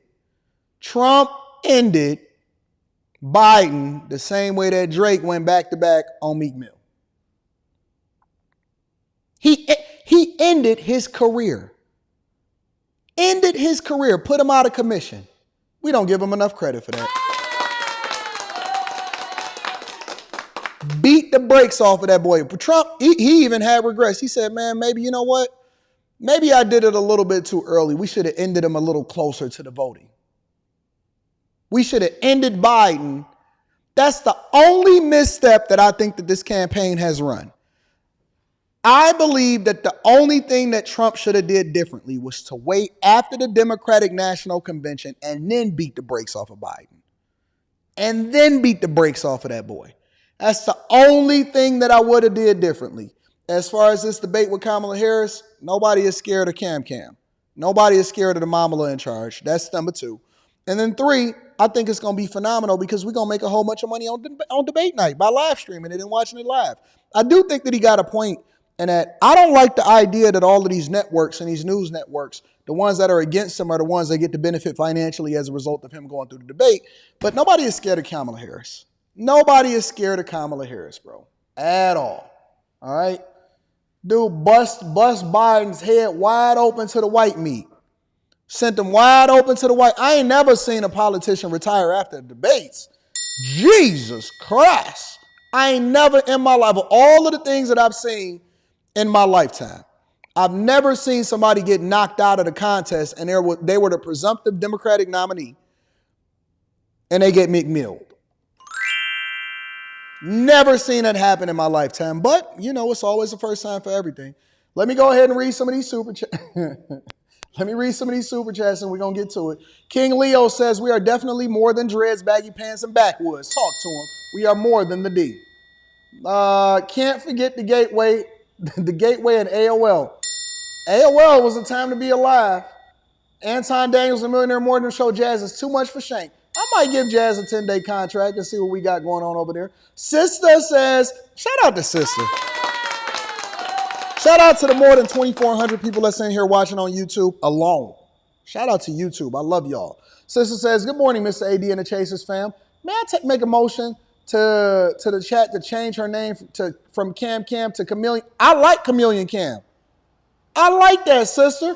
I think you might have something there, baby. Messy Mathematician says, more than a D versus say it and swear. It's always messy. I know I'm messy. Young Boy 24 says, react to Judge Joe Brown going in on Kamala. Send me the video. Anton Daniels 413@gmail.com. Catfish Kamala. We getting her up out of there. Mr. Pagan says, at least 3 innocent men and 1 still in prison waiting to be freed. Jamal True Love, Maurice Caldwell, and Kevin Cooper. I might have to bring them on the platform. Might have to do a Wednesday show with them. Wealth Building Journey says, Kamala equal diversity, equity, and Old turkey neck, having self. Plastic fruit is less fake than her. She listened to Tupac at Howard. Cap. Graduated in 1986. I was only 4 years old when she graduated. Mr. Mayor 3000 says, it's the same Obama Democrats. They're working for a guy named George Soros. Soros funds all the alphabet community. But why? What's the point of it? Chad for More says it was only 45 black people who served time. Performance Chip says more than the D merch coming soon. Maybe that should be the first thing I drop. Prince Alien says black folks demanded the Democratic Party make a black woman a presidential candidate. Democrats gave them an Asian Indian Rachel Dolezal instead. I want to give an acknowledgement to King Stennis out here in the streets. Crazy how they say that Trump can't relate to the working man. He literally worked his way to the top, unlike Biden and Kamala, who's been in politics for over 30 years. Trump versus Biden, AD versus Lapeef. Oh, that's already dead. Y'all don't realize that that's already a dead moot point? Come on, man. JR don't even talk. That's a fact. JR don't even talk. Meek milled him. He did. He Meek milled him. Back to back. Shout out to my girl Melissa in the building. Thank you, Melissa. I appreciate you Perspective 11 says they should debate on PBD's podcast, Patrick Bet-David's podcast, and Rogan or Anton. No, you know they're not going to do that. Because all of the old people ain't going to be watching on that. Luke Hazley, 20/50 says, just in case you may want to look at what happened in Venezuela, the left is doing exactly what Maduro has done to stay in office, even when they established term limits. Thank you, Luke Hazley. I'm going to have to look over at what happened in Venezuela. And then they had all of this inflation, this crazy inflation. Now they're letting all of their prisoners out of jail in order to come over into America. I know what's going on over there in Venezuela. Anyways, let's continue on with the show. So I want to go and deep dive into this conversation. This man is saying that he was laid off from Google and the lessons that he was learned as a result of it. We want to get to the money. Make sure y'all tap into the Patreon. Link is in the description as well as pinned to the top of the chat. I love y'all. I appreciate y'all. Let's get it in. You know I like to highlight content creators. So this man's name is 9 to 5 Millionaire Mindset. Again, his name is 9 to 5 Millionaire Mindset. Laid off from Google. These are his lessons that was learned as a result of it from being laid off from a $250,000 job. Can y'all imagine that? Have y'all ever thought about that? What it would be like to be laid off from a $250,000 job? How would you recover? If you was making $250,000 a year and you've adjusted your lifestyle to it, how would you recover? Let's get into it, y'all. Hey everyone. So a few months ago, I was laid off by Google. Funnily, on Valentine's Day this year. I wasn't ready to share back then because, to be honest, I was feeling quite devastated by the way that I had to leave my dream job at Google. So now that some time has passed, I'm ready to share with you 5 harsh lessons when dreams become nightmares. Layoff experience, so that you can mentally prepare yourself if you're going through something similar. The first lesson that I've learned is that it is really not your fault. So when I was being laid off, everyone around me was telling me not to take it personally, that it was just a company decision. But I couldn't help myself thinking, if only I did this, or if only I prevented that. Which is why the first few nights, I really couldn't sleep.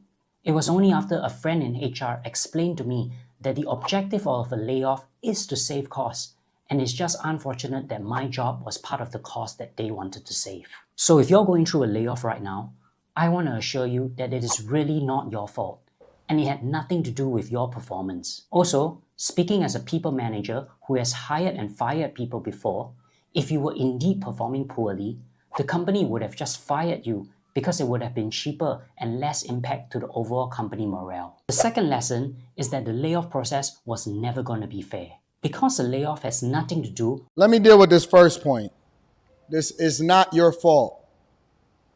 It's not your fault. He is absolutely correct. I agree with that 100%. But the problem with the conversation is that I think a lot of times when they say it's not personal, that's where people start to get upset because they want you to look at it objectively as far as you losing your job.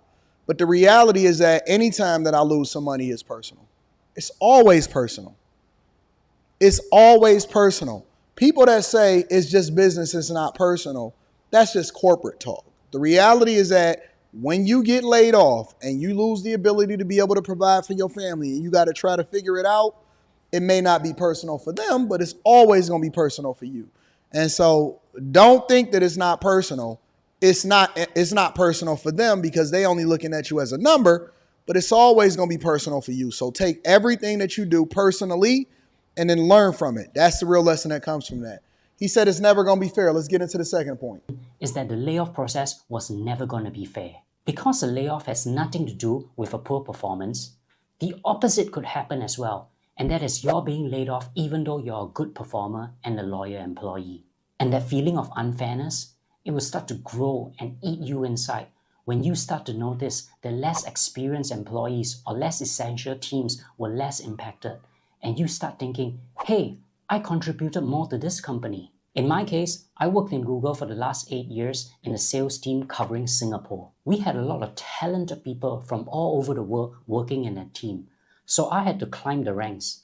And I'm proud to say that eventually I was promoted as the only Singaporean manager in that team. In some sense, you could say that I was feeling entitled because every other leader in my team was not originally from Singapore and I had the most local knowledge. That's why I was so shocked to find out that I was also laid off. Now don't get me wrong, Google treated me in the most professional way. I'm just saying that a layoff can still feel illogical, and your loyalty and your years of experience does not entitle you to feeling fair. I think a lot of people forget that when you working in corporate America, not just corporate America, just business in general, ain't no such thing as fair. The only time that you hear that conversation happen is from people that ain't never had nothing, people that ain't never excelled and understand how it is that you level up in corporate America. And then third, people that live in a position or work at a position at a company that doesn't require you to actually have to grind and separate yourself from everybody else in order to justify whether or not you deserve the position. So I'll give you an example, right? When I see people say equal work for equal pay, I know that you might need a union. You might work at a plant. You may work at a steel mill. You may work at an auto manufacturer. You may work at, somewhere where it's not as big. But I've understood that life ain't fair, especially when it comes to corporate America. And more importantly, it's more important for you to be a cultural fit than you to be great at your job. And so all of the things that you think that set you apart from everybody else is really going to be your undoing because you get too comfortable thinking that that's the thing that's going to allow for you to keep your job. None of the things that you're doing is going to allow for you to keep your job whatsoever. None of the things, listen, I'm always, and when I say always, I mean absolutely always. I am always prepared. In every single capacity, I am always prepared for the possibility of losing my job. That don't mean that I don't think that I'm going to get paid. It don't mean that I'm not going to perform well. It don't mean that I'm not going to be great at what I do. But I am always in a position and preparing myself for the possibility of what if. That way I'm never surprised. I'm preparing myself with extra income. I'm preparing myself with making sure that I'm not exceeding my lifestyle budget.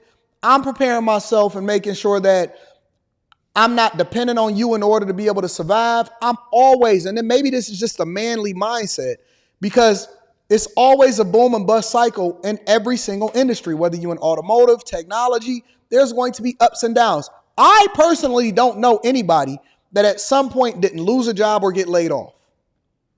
Throughout this whole process, I don't know anybody, not one person in my lifetime, not one working adult. Nope, I take that back. No, I don't. Now that I'm thinking about it, because even they got laid off, but they just got rehired back into the company once the fortunes of the company turn back around.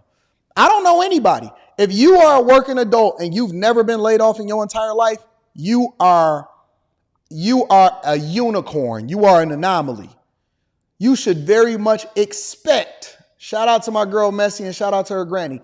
You should very much expect, be planning for, preparing yourself for, and then also leveraging the opportunity to continue to get a better position if you get laid off. I often say, don't let them lay you off, you lay them off.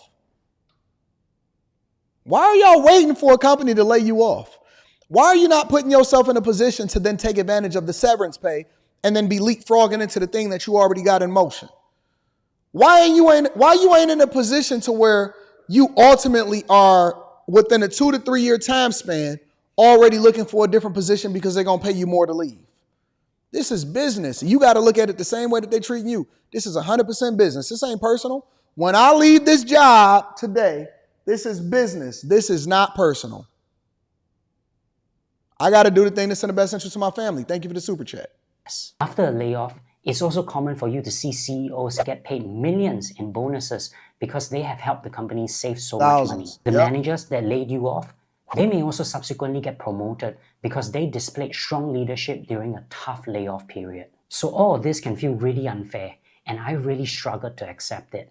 It was only after a career mentor reminded me that just like in life, there are different rules for different people. Facts. And the layoff is no different. Some of us are lucky, some of us are not. So it's best just to not take it personally. And my performance bonus is based off of what it is that I bring back to the shareholders. You ain't like that statement, did you? My performance bonus is based off of the value that I bring to the shareholders.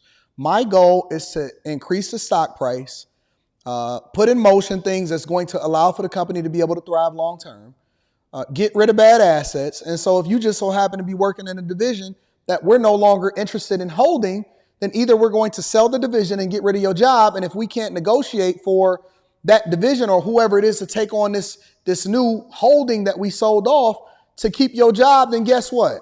You bound to drizzle. That's just the way that it go. And so you have to look at it as business. It's an exchange in services.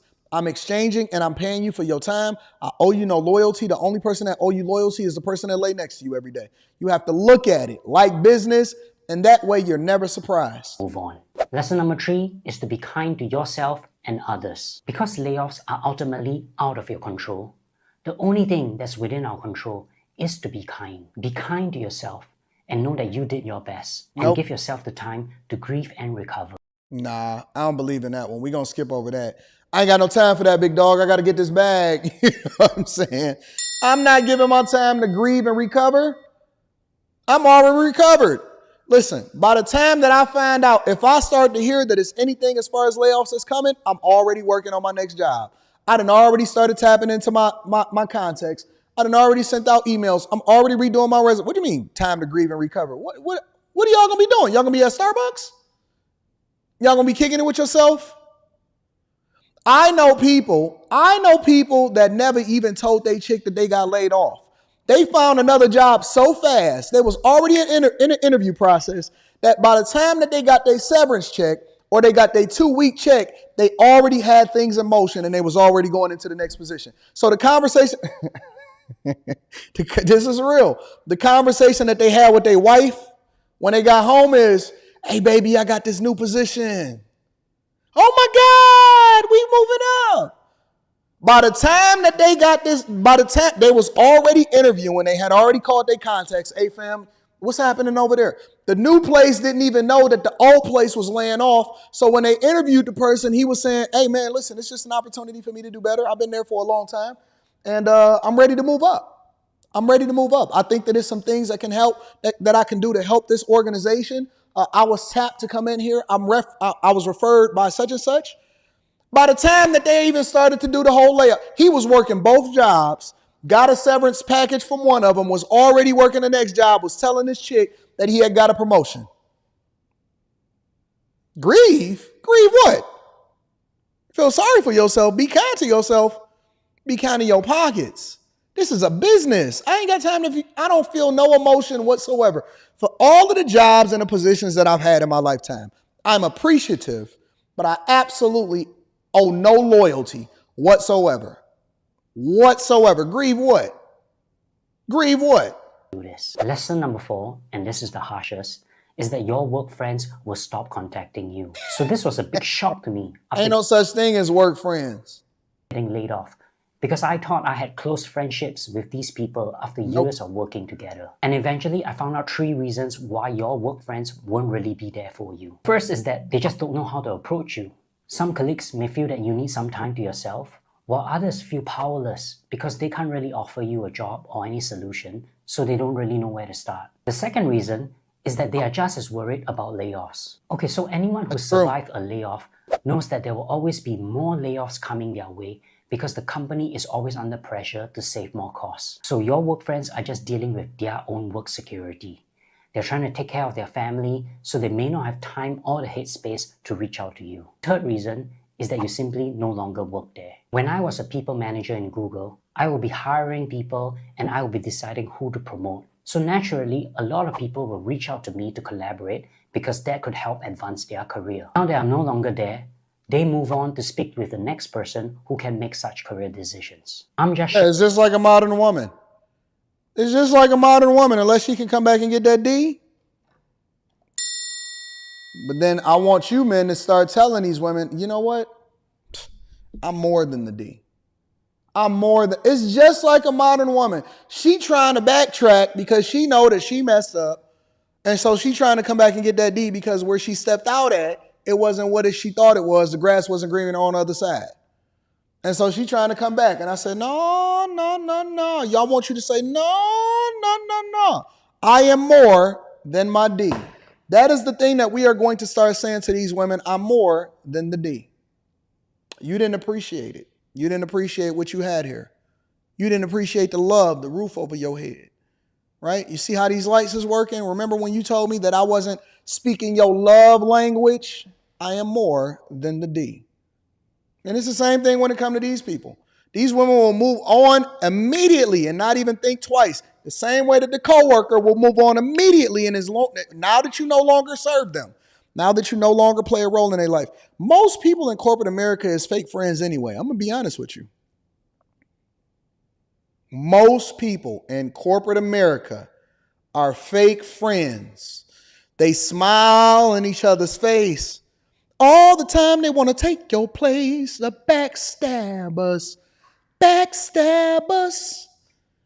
Smile in your face. All the time they want to take your place. The backstabbers. They not your friend. They will throw you under the bus immediately in order to get a promotion, not caring even a little bit about whether or not you can feed your family. You better stay aware. You better stay afloat. Sharing this with you so that when you get laid off, expect your circle of friends to really shrink. That's why it's really important for you to have friends outside of work, because you're going to need their support in this difficult time. Because if you don't have your friends' support, you might still have that self-doubt or low in confidence in yourself. And this is setting yourself up for failure, because if you were to go to interview for your next job, the next employer, they might sense that insecurity or vulnerability in you, and they might take advantage and lowball you and give you a shitty job. So remember, let your friends and loved one remind you how awesome you are so that you can rebuild your confidence before you take your next step. And speaking of your next steps, lesson number 5 is that finding your next job is gonna suck. So after taking some time to accept being laid off, your next immediate priority is to find a new job. And that's gonna suck because jobs openings are few because the times are tough right now. In my case, I saw myself panic reacting and just applying for any and every job out there. I didn't even consider if those jobs were suitable for me, and I ended up wasting a lot of energy throughout that process. If I were to redo it again, I will follow this 30, 60, 90-day framework. So just ask yourself, if you were laid off today, how long would it take for you to find another job? I could find another one tomorrow if I want one, but I don't want one. I'm done. After this one, listen, unless somebody offer me a crazy, I'm already plotting my getaway right now. Unless somebody offer me a crazy bag. And I don't see it because I don't have the capacity no more. And I got to still be working from home. My criteria, I'm too picky at this point. I'm too picky. I ain't even going to I wouldn't even want to put that burden on nobody. I wouldn't even want to put that burden on nobody because the criteria that you would have to meet in order for me to be accepted at your organization would absolutely be wrong. Don't even offer me no position. I got to be down bad. I got to then lost everything to take another position somewhere that don't have nothing to do with content creation. I'm thinking that based off of that viral video that happened last week, and there's people in my organization like, hey, I know him. He be on them calls. It's over for me. I'm done. I'm just holding on as long as I can. Hold on for dear life. I'm getting every dollar that I can get at this point, because after this, it's over. I retired in 2019. I'm not sure I'm going to last past 2024. I'm going to be honest with y'all. I came back wearing number 24. They told me to put on number 8 again. I said, no, I'm wearing 24. I came back like Kobe with the Mamba tattoo on my arm. I'm it. That's it this time. That's it. After this, I'm done. I'm done. At 42 years old, I got nothing left to give, big dog. I got to be really down on my luck to take another position. I don't care about the benefits. I don't care unless you're giving me some crazy equity. I don't even want to negotiate. Don't even talk to me about a base salary no more. Make my base salary 0, pay me all in equity. That's what my requirement will be. I want all equity, 100%. I want all of my bonuses in equity. I don't want to ever come into the office, so I want to work from home the entire time. And I do not want to be a part of upper leadership, but I want to make upper leadership money. That's my criteria. And I don't think that there's a company in the United States of America that can meet that expectation. So I'm done. That's it for me. If I wind up losing my position in some capacity and I'm already planning my exit, I've been planning my exit for the last 2 years. I'm serious this time. 2024, I'm getting out of the game. I'm getting out. Before 2025, I plan on being out of the game. You're hearing it right now. Before 2024, look, I'm right here. I'm still in the game right now. I'm still in the game. I'm on corporate America right now, still in the game. Look, a lot of y'all ain't familiar. You got the Zoom meetings. See the Zoom meetings right there? Not the Zoom meetings, the Microsoft Teams meetings. That's it. I'm out of the game. I'm out. I'm never coming back. I'm never coming back. They don't love you like they did Kobe. That's what they told Paul Pierce. Anyways, let me go ahead and get this off my screen. I got to read these super chats, and I got one more thing that I want to share with y'all before we get up out of here today. Jay Hunter Lee says, expecting the world to be fair to you because you're fair to it is like expecting the tiger not to eat you because you don't eat the tiger. That's a pretty profound statement. That's actually pretty true. I like that. Spaces, I'm going to eat that tiger, though. It depends on how hungry I am. Trump did to Biden what Homelander did to the Deep. After the Deep's loyalty. Freedom Care Podcast, well, at least the Deep got some head in the beginning of the show. Freedom Care Podcast says, when Trump said immunity for police officers, he was talking about civil cases, not criminal. I saw y'all talking about it on After Hours last night. I'm not familiar with it. Y'all send it to me because everybody need the context. Dre Harrison says, let's be real, AD. The main reason Trump needs to be president is because he's pro-crypto. Part of the bag chasing is investing in what's to come. If you know, you know. Shout out to all of my crypto kings out here in these streets. You are more than the D.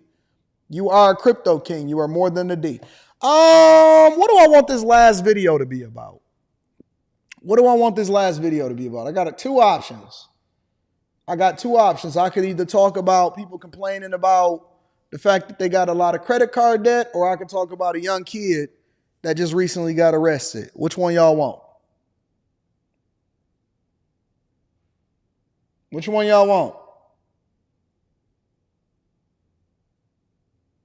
AD bluffing, he ain't gonna let go of no bags? Okay. Give me a month. Give me a couple weeks. Oh, it's going to be an AD. I'm retiring corporate America again. I promise you. Y'all want to do the debt? The credit card debt? All right, I'm going to read the super chat shortly. Let's go credit card debt on their heads then. All right, Americans is drowning in credit card debt. Let's get to it. Make sure y'all hit a like for the algorithm. Subscribe to the channel. Turn your notifications. Let's spend 10 minutes on this, y'all. 10 minutes tops, and I'm getting all up out of here. Let's see. I'm drowning.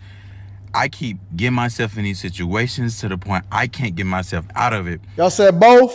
All right, we'll see what happens. If y'all still rocking with me after this, and we'll do both. I can, but I have to work 2 or 3 times harder just to get myself. But myself in these situations. Did he say he did this to himself? I'm a C student. Let me back up for a minute. And dude, because I am drowning. I keep getting myself in these situations to the point I can't get myself out of it. I can, but I have to work 2 or 3 times harder just to get myself back afloat. So, backstory, I was in school and I lived off my credit cards. And so my mom, she helped me by paying them off in like full. So I'm like, good, bam. So now, fast forward to now, bro, I have got myself in that same position. Ladies, a lot of these guys are baby men. That's what we call them. I call them baby men. And baby men are men that depended on their mama in order for them to survive once they got past a certain age. You got to treat men and you got to treat women a little bit differently. The girls are precious. They're like jewels, and you don't want them to settle for anything. And so you want them to look for men with great character.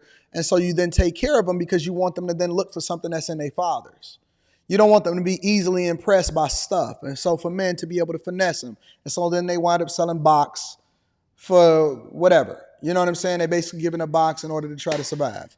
That's not how men are supposed to operate. For men, once they get past a certain age, and that don't mean kick them out the house, But you can't keep giving them a safety net because you're not teaching them and allow for them to learn the lesson. And so when mom paid off the credit card debt, he found himself in the same position again, and he never learned the lesson. And so what was the point of giving him that money in the first place? You got to let him go through it. All men at some point are supposed to suffer.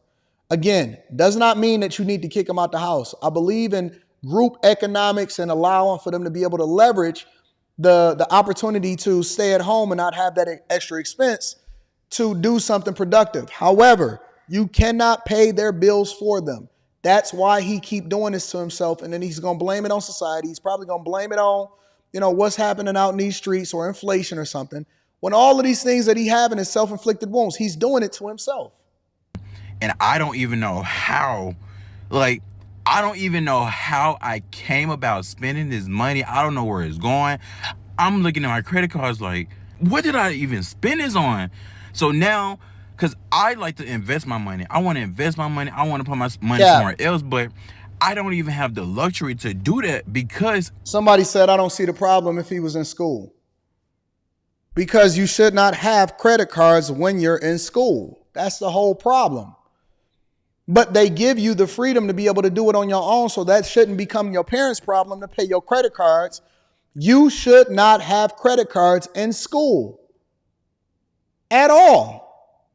It's no reason for any kid that is 18, 19, 20, 21 years old to be having credit cards in school. There is no logical reason that anybody can give me that would justify him having credit cards in school at all. If you want extra money, then you need to go and work for it. And then you spend what you make, but you need to learn how to budget more effectively. You have these learned lessons that you have in life that allows for you to be successful later on in life, because the habits that you establish when you're younger is going to carry with you when you're older. I got to work 2 or 3 times harder just to pay my credit cards off, then put my money to the side to invest. So now I'm going backwards rather than continuing to going forward. So it's just so frustrating, bro. And I'm just sitting here like pulling my hair out, stressing over it. Bro, I didn't even have to go through this. It just creeped up on me out of no fucking where. It creeped up on you out of nowhere. Okay, buddy. And I Victim just like Olympics. Don't know. Bro, Victim do Olympics. anybody else know how to manage their money? Because I'm over here drowning. Drowning. And I'm trying to stay, bro, get myself up. And it's so frustrating, bro. So learn from me. Please stay out of credit card debt. If you have any recommendations for me, bro, please let me know, because yeah, boy, definitely is stressing over here. These student loans, like the calls, are really making me regret ever going to college, considering I'm not even doing anything in my degree. But like, these calls are just a reminder that I'm like, first of all, doing nothing with my life. This is the type of woman that'll wind up voting for Biden and Kamala Harris because they looking to get a handout and they trying to get somebody to grab them out of their situation. This is how you wind up making bad decisions as far as your voting patterns, because you then depend on the federal government, which they tied you to it in order to get you to continue to do the things that you're doing. It's so stupid. It's the dumbest thing ever. So they'll get on TikTok and cry and say that I'm not even doing nothing with my degree. Baby, get 2 jobs. You shouldn't have went into going into African-American studies or underwater basket weaving. That is not nobody else's fault but yours. But then they're going to blame the system because they told us that we need to go to college. They never told you that you needed to go into underwater basket weaving, though. And they never told you that you were supposed to take on a bunch of student loans. And now they scared because the student loan man is over there hounding them and harassing them.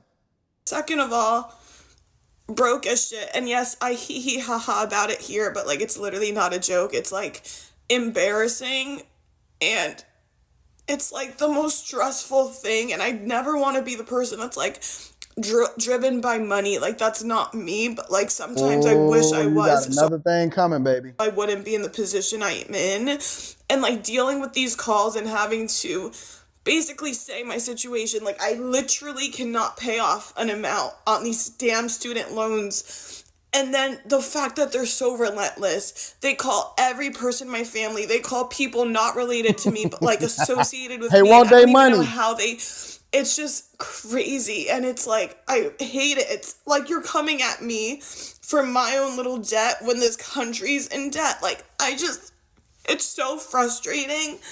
And it gets me so angry, and literally it's like I avoid these calls at all times. They send me into Fellas, I think we got us one. I'm sorry, for those of you that's not familiar with what we do on the Millionaire Morning Show, we get sidetracked because we look at the context and we try to figure out what's going on. Hey, ladies and gentlemen, I think we got us one. For the fellas in the chat that's been rocking with me for a long time, you know what I mean. I think we got one. I think we got one.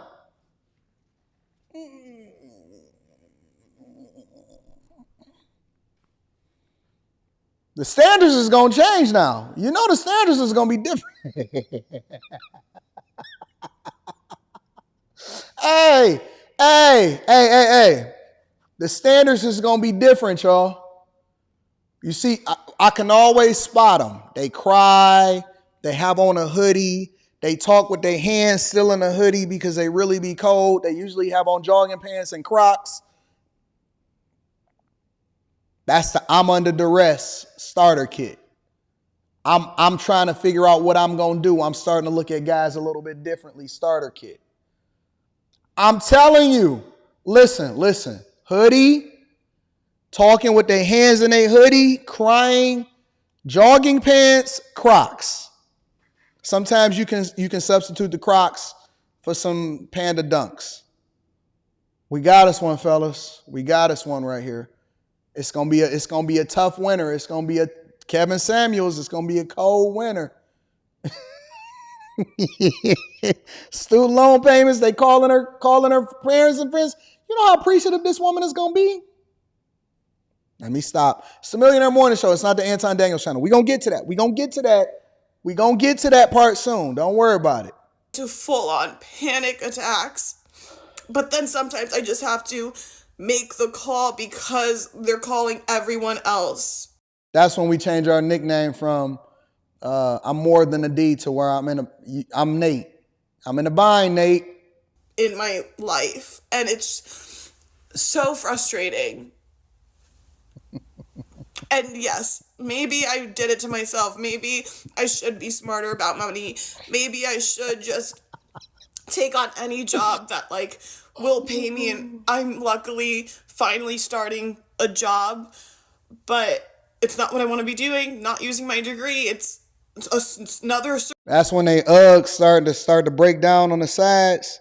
When they Uggs is going like this, it's gonna be a cold winter for her. When you see women and they got on them Ugg boots and the insulation and the padding on the side start to break down on the middle, and they start walking like this, no matter how straight they walk, they can literally walk cock-legged, and the Uggs is in like this, she do her laundry at the laundromat, big dog. And there's nothing wrong with doing your laundry at the laundromat, but she definitely she don't want to. She want in-home laundry. She don't want to do her laundry at the laundromat. It's tough out here in these streets, big dog. Serving job. It's fucking working at Hooters at 28 years old, living back at home. It's like, and then it's moments like these that make me question whether anything I want to do in life is going to happen, at this stage, because it's so annoying. And I just had to vent because. Where's my pocketbook at? Fuck it all. Anyone else? Where my pocketbook at? See if I got some dollars for you. Where them dollars at?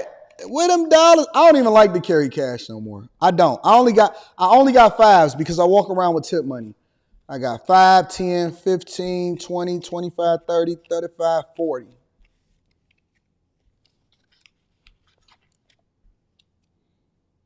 I'm in the bind. I got $40. And now if you keep talking, we lost one. Oh, you still talking? We down to 30.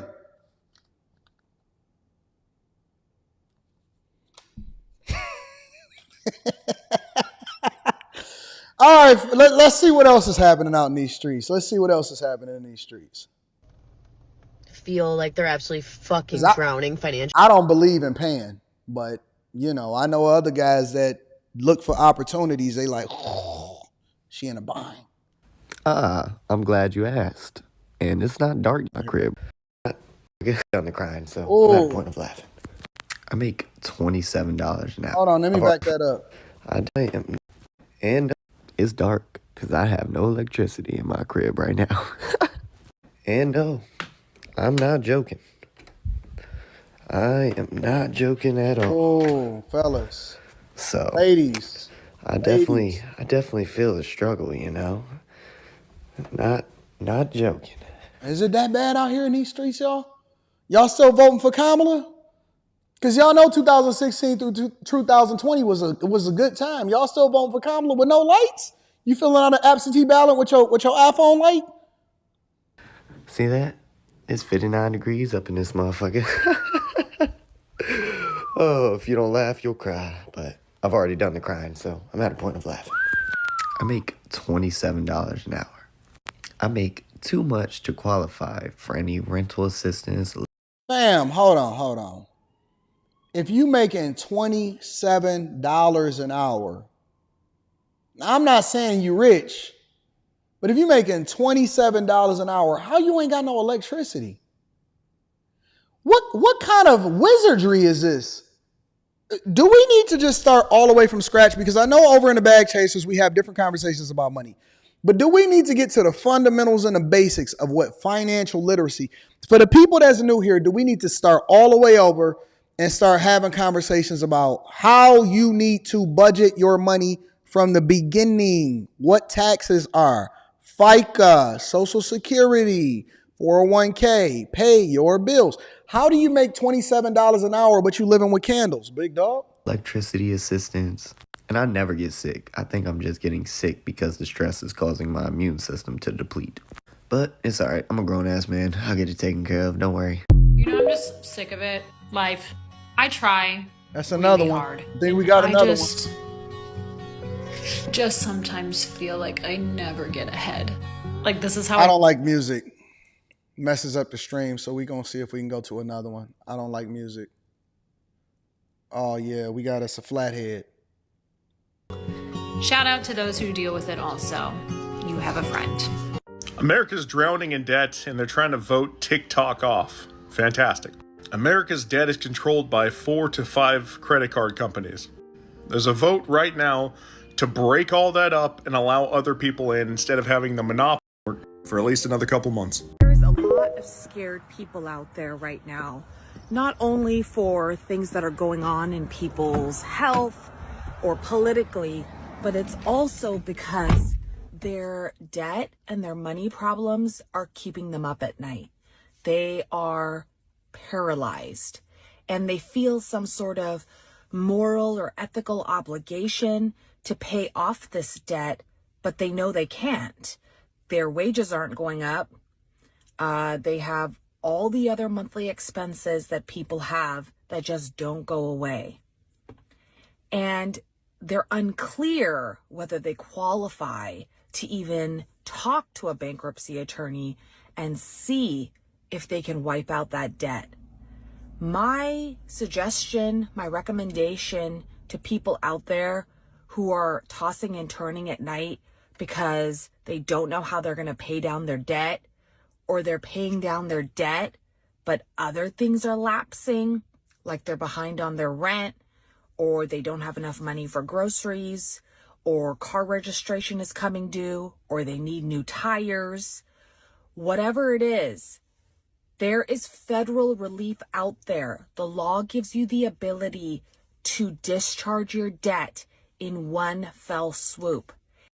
Yeah, I hear a lot of people often at times talking about bankruptcy, and I'm not against bankruptcy at all.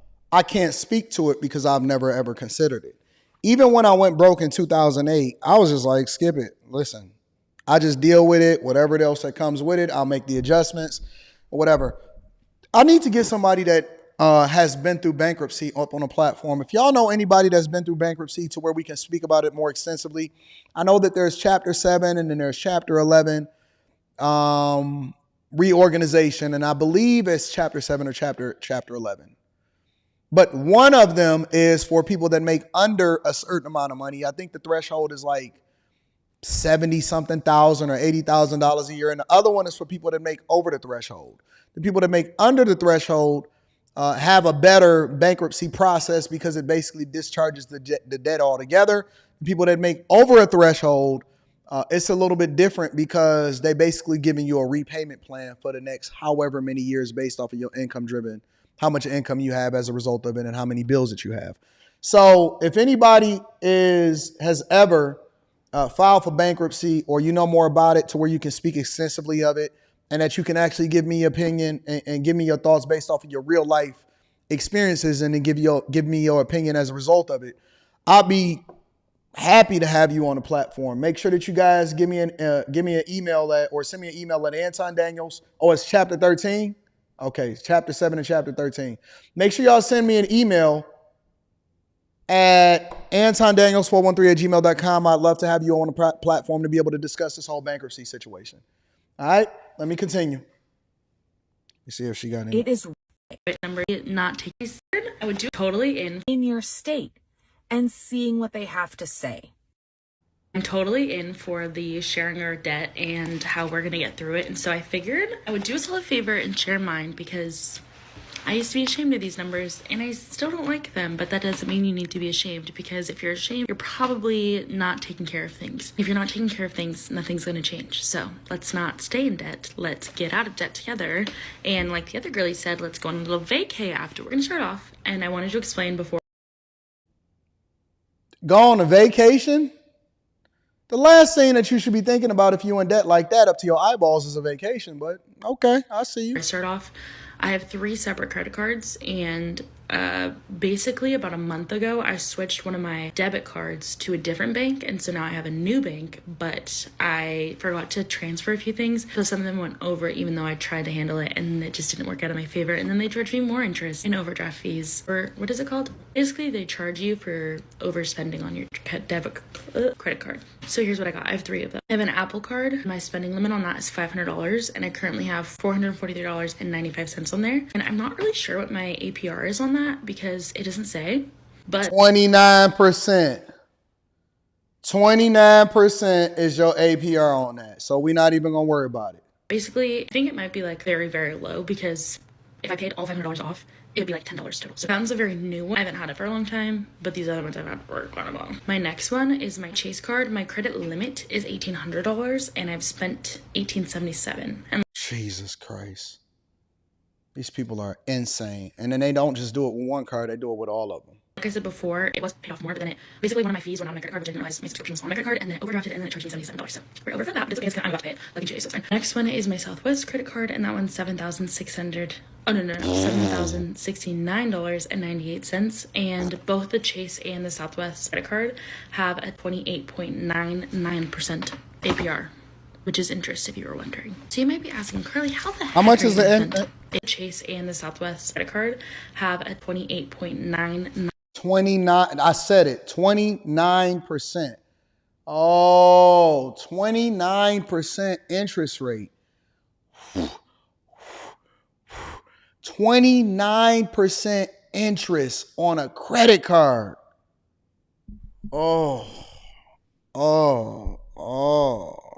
God. Oh, God. 9%. And they talking about this like this not even a big deal. APR, which is interest, if you were wondering. So you might be asking, Carly, how the heck are you going to pay these things off? Let me tell you the plan, okay? Because the Apple one has such a small limit, my plan here is basically to pay And she cold because she got on a jacket in the house. off the amount and pay off the Chase one that has the lowest amount, which is the $1,877, and then the So basically what she's explaining is the debt snowball method, which is something that Dave Ramsey recommends, and I think that it's great. The debt snowball method is that you pay the minimum payment on all of them, but you throw everything at the smallest one, and then you roll it up to the next biggest one after that. Same one, I'll kind of start chipping away at that. So the thing I did wrong here is also, this is my little notebook that I'm tracking all my expenses in for this year. The Southwest credit card, I thought it was just going to be for flights, which is great because I fly all the time. Most of them are through work, and so I can get those expensed and then pay off that very quickly. It's like a very quick turnaround for me. But I didn't know that it was used for other things, and I'm an impulse shopper, and I'm trying to heal that. So most of these women are all going through the same thing, to be honest with y'all. There's no point in even looking at the rest of the story. Most of these women are going through the same thing. They think that debt is a game until they start to get like that other woman and they start getting phone calls. The only reason that the other woman, in my opinion, started to panic was because everybody else started to find out about her debt as far as them calling her family members and stuff like that. And so when they start shaming her and they start putting pressure on her because her family members was calling and was like, hey, man, you got these bill collectors that's calling me talking about you ain't paying your student loans. Then that's when she started feeling some type of way about it. But most of these women and most of these people are going through the same thing. They all think it's cool. They all still Klarna and Afterpay. They'll get another credit card. They'll get it under somebody else's name. Then they start selling box for money. And then they want to just continue to live this fake Instagram lifestyle. But I want to see people talking about and showing a credit card debt at the same time that they're showing all of these clothes that they keep buying. But neither here nor there. That's enough. That's enough. We'll go ahead and read Super Chats. We'll save the other one for tomorrow. And then I'm going to get y'all up out of here because I got to get some stuff prepared before I jump on this. This might be risky. If y'all want to come over there to This Might Be Risky, somebody in the chat, I'm going to jump on there at 12 p.m. Eastern. 12 p.m. Eastern Standard Time, 11 a.m. Central, and 9 a.m. Pacific. So if y'all want to jump on there and kick it with me on This Might Be Risky for an hour, on that platform with my dog Hemp. Somebody dropped the link inside of the chat. It's going to be cool. We're gonna chop it up and we're going to kick it. Chris J in the building says, not the Anton Daniels Fail World Tour. Oh, yeah, big dog. I'm getting up out of corporate again, and I'm retiring. Even Scale says, Resurrection. Shout out to you. I appreciate you. Don Riz, the intellect, is in the building, says, hey, AD, I'm starting a channel soon. Suggestions? I like the way you research. I use Ground News, AI-based news source. Funny enough, it would say your bias is liberal for the amount you test their mindset. It depends on the type of channel. The main thing that I would probably tell you is that don't do anything that would cause you to have a break in the days that you actually drop videos or live stream. So start off slow. Maybe do once a week. Maybe do twice a week, but make sure that you're consistent. The second thing that I would tell you to do is to make sure that when you start to ramp up, that you're not ramping up to something that you can't sustain. Because the thing that people hate the most is when they expect for you to do something or expect for you to drop, and then you're sporadic or you're inconsistent and you're not giving them what it is that they want. And then you'll start to fall out of the algorithm because people are not expecting you anymore. And then the third thing that I would tell you to do is just continue to refine your niche. Don't worry about subscribers, especially when you're starting a channel. Don't worry about money. Don't worry about becoming monetized. Worry about creating great content. Worry about growing as far as how it is that you're doing things and being better every single day at what you're doing. And don't spend a lot of money on equipment. Don't spend a lot of money on a bunch of cameras. Don't spend a lot of money on computers. Listen, bro, the videos that I drop every day on the Anton Daniels channel, every single morning that drops off in the morning, shot with this. I shoot it on my iPhone. You have to grow into your content, grow into your investments, and then don't be afraid to continue to invest in yourself as you go. So good luck on your YouTube journey. I hope that everything turns out awesome, and be consistent. Lil Black Duck 2001 says, I reply in a super chat about 45 convictions. 45 people went to state prison. 1,900 went to jail. Watch the linguistics. Dems are pros of misdirection. Frederico El Padrino says, play that second body cam angle. Search the Deputy Sean Grayson body cam on Elon's app. I cannot play that on YouTube. I cannot play it on YouTube. YouTube is very sensitive to the type of content that you put out there. We can talk about it, but I cannot play it. So shout out to you. I appreciate you. King Stennis says, struggling with no kids is crazy. Facts. And y'all got to stop talking to these broke women too. Mr. Maximus says, a recent college grad told me she can't get hired because her degree in graphic design is worthless due to AI. I pulled my drawers.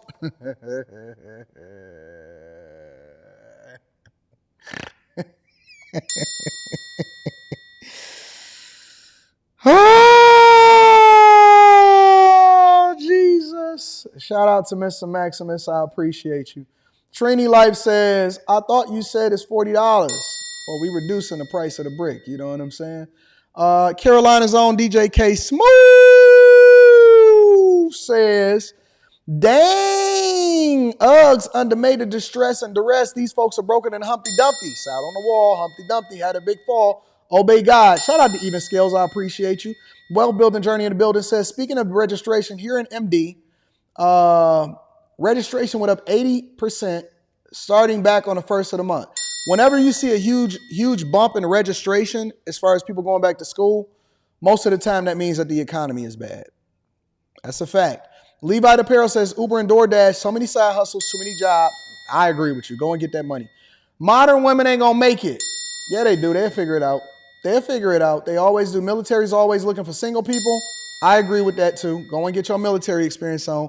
This whole credit card debt conversation is disingenuous. It's not predatory banks. It's people who buy things they can't afford and won't pay up. That's one way to look at it. I appreciate y'all. I love y'all. Thank y'all for continuing to support the platform. You guys are absolutely, positively awesome. The greatest ever. Y'all are the greatest ever, fam. The greatest ever. I love y'all. Guess what? We doing after hours tonight, and then we back on the Millionaire Morning Show in the morning. I love y'all. I appreciate y'all. Y'all are the greatest on earth. And then we back at it. Make sure y'all hit a like for the algorithm. Subscribe to the channel and turn on your notifications. I'm out.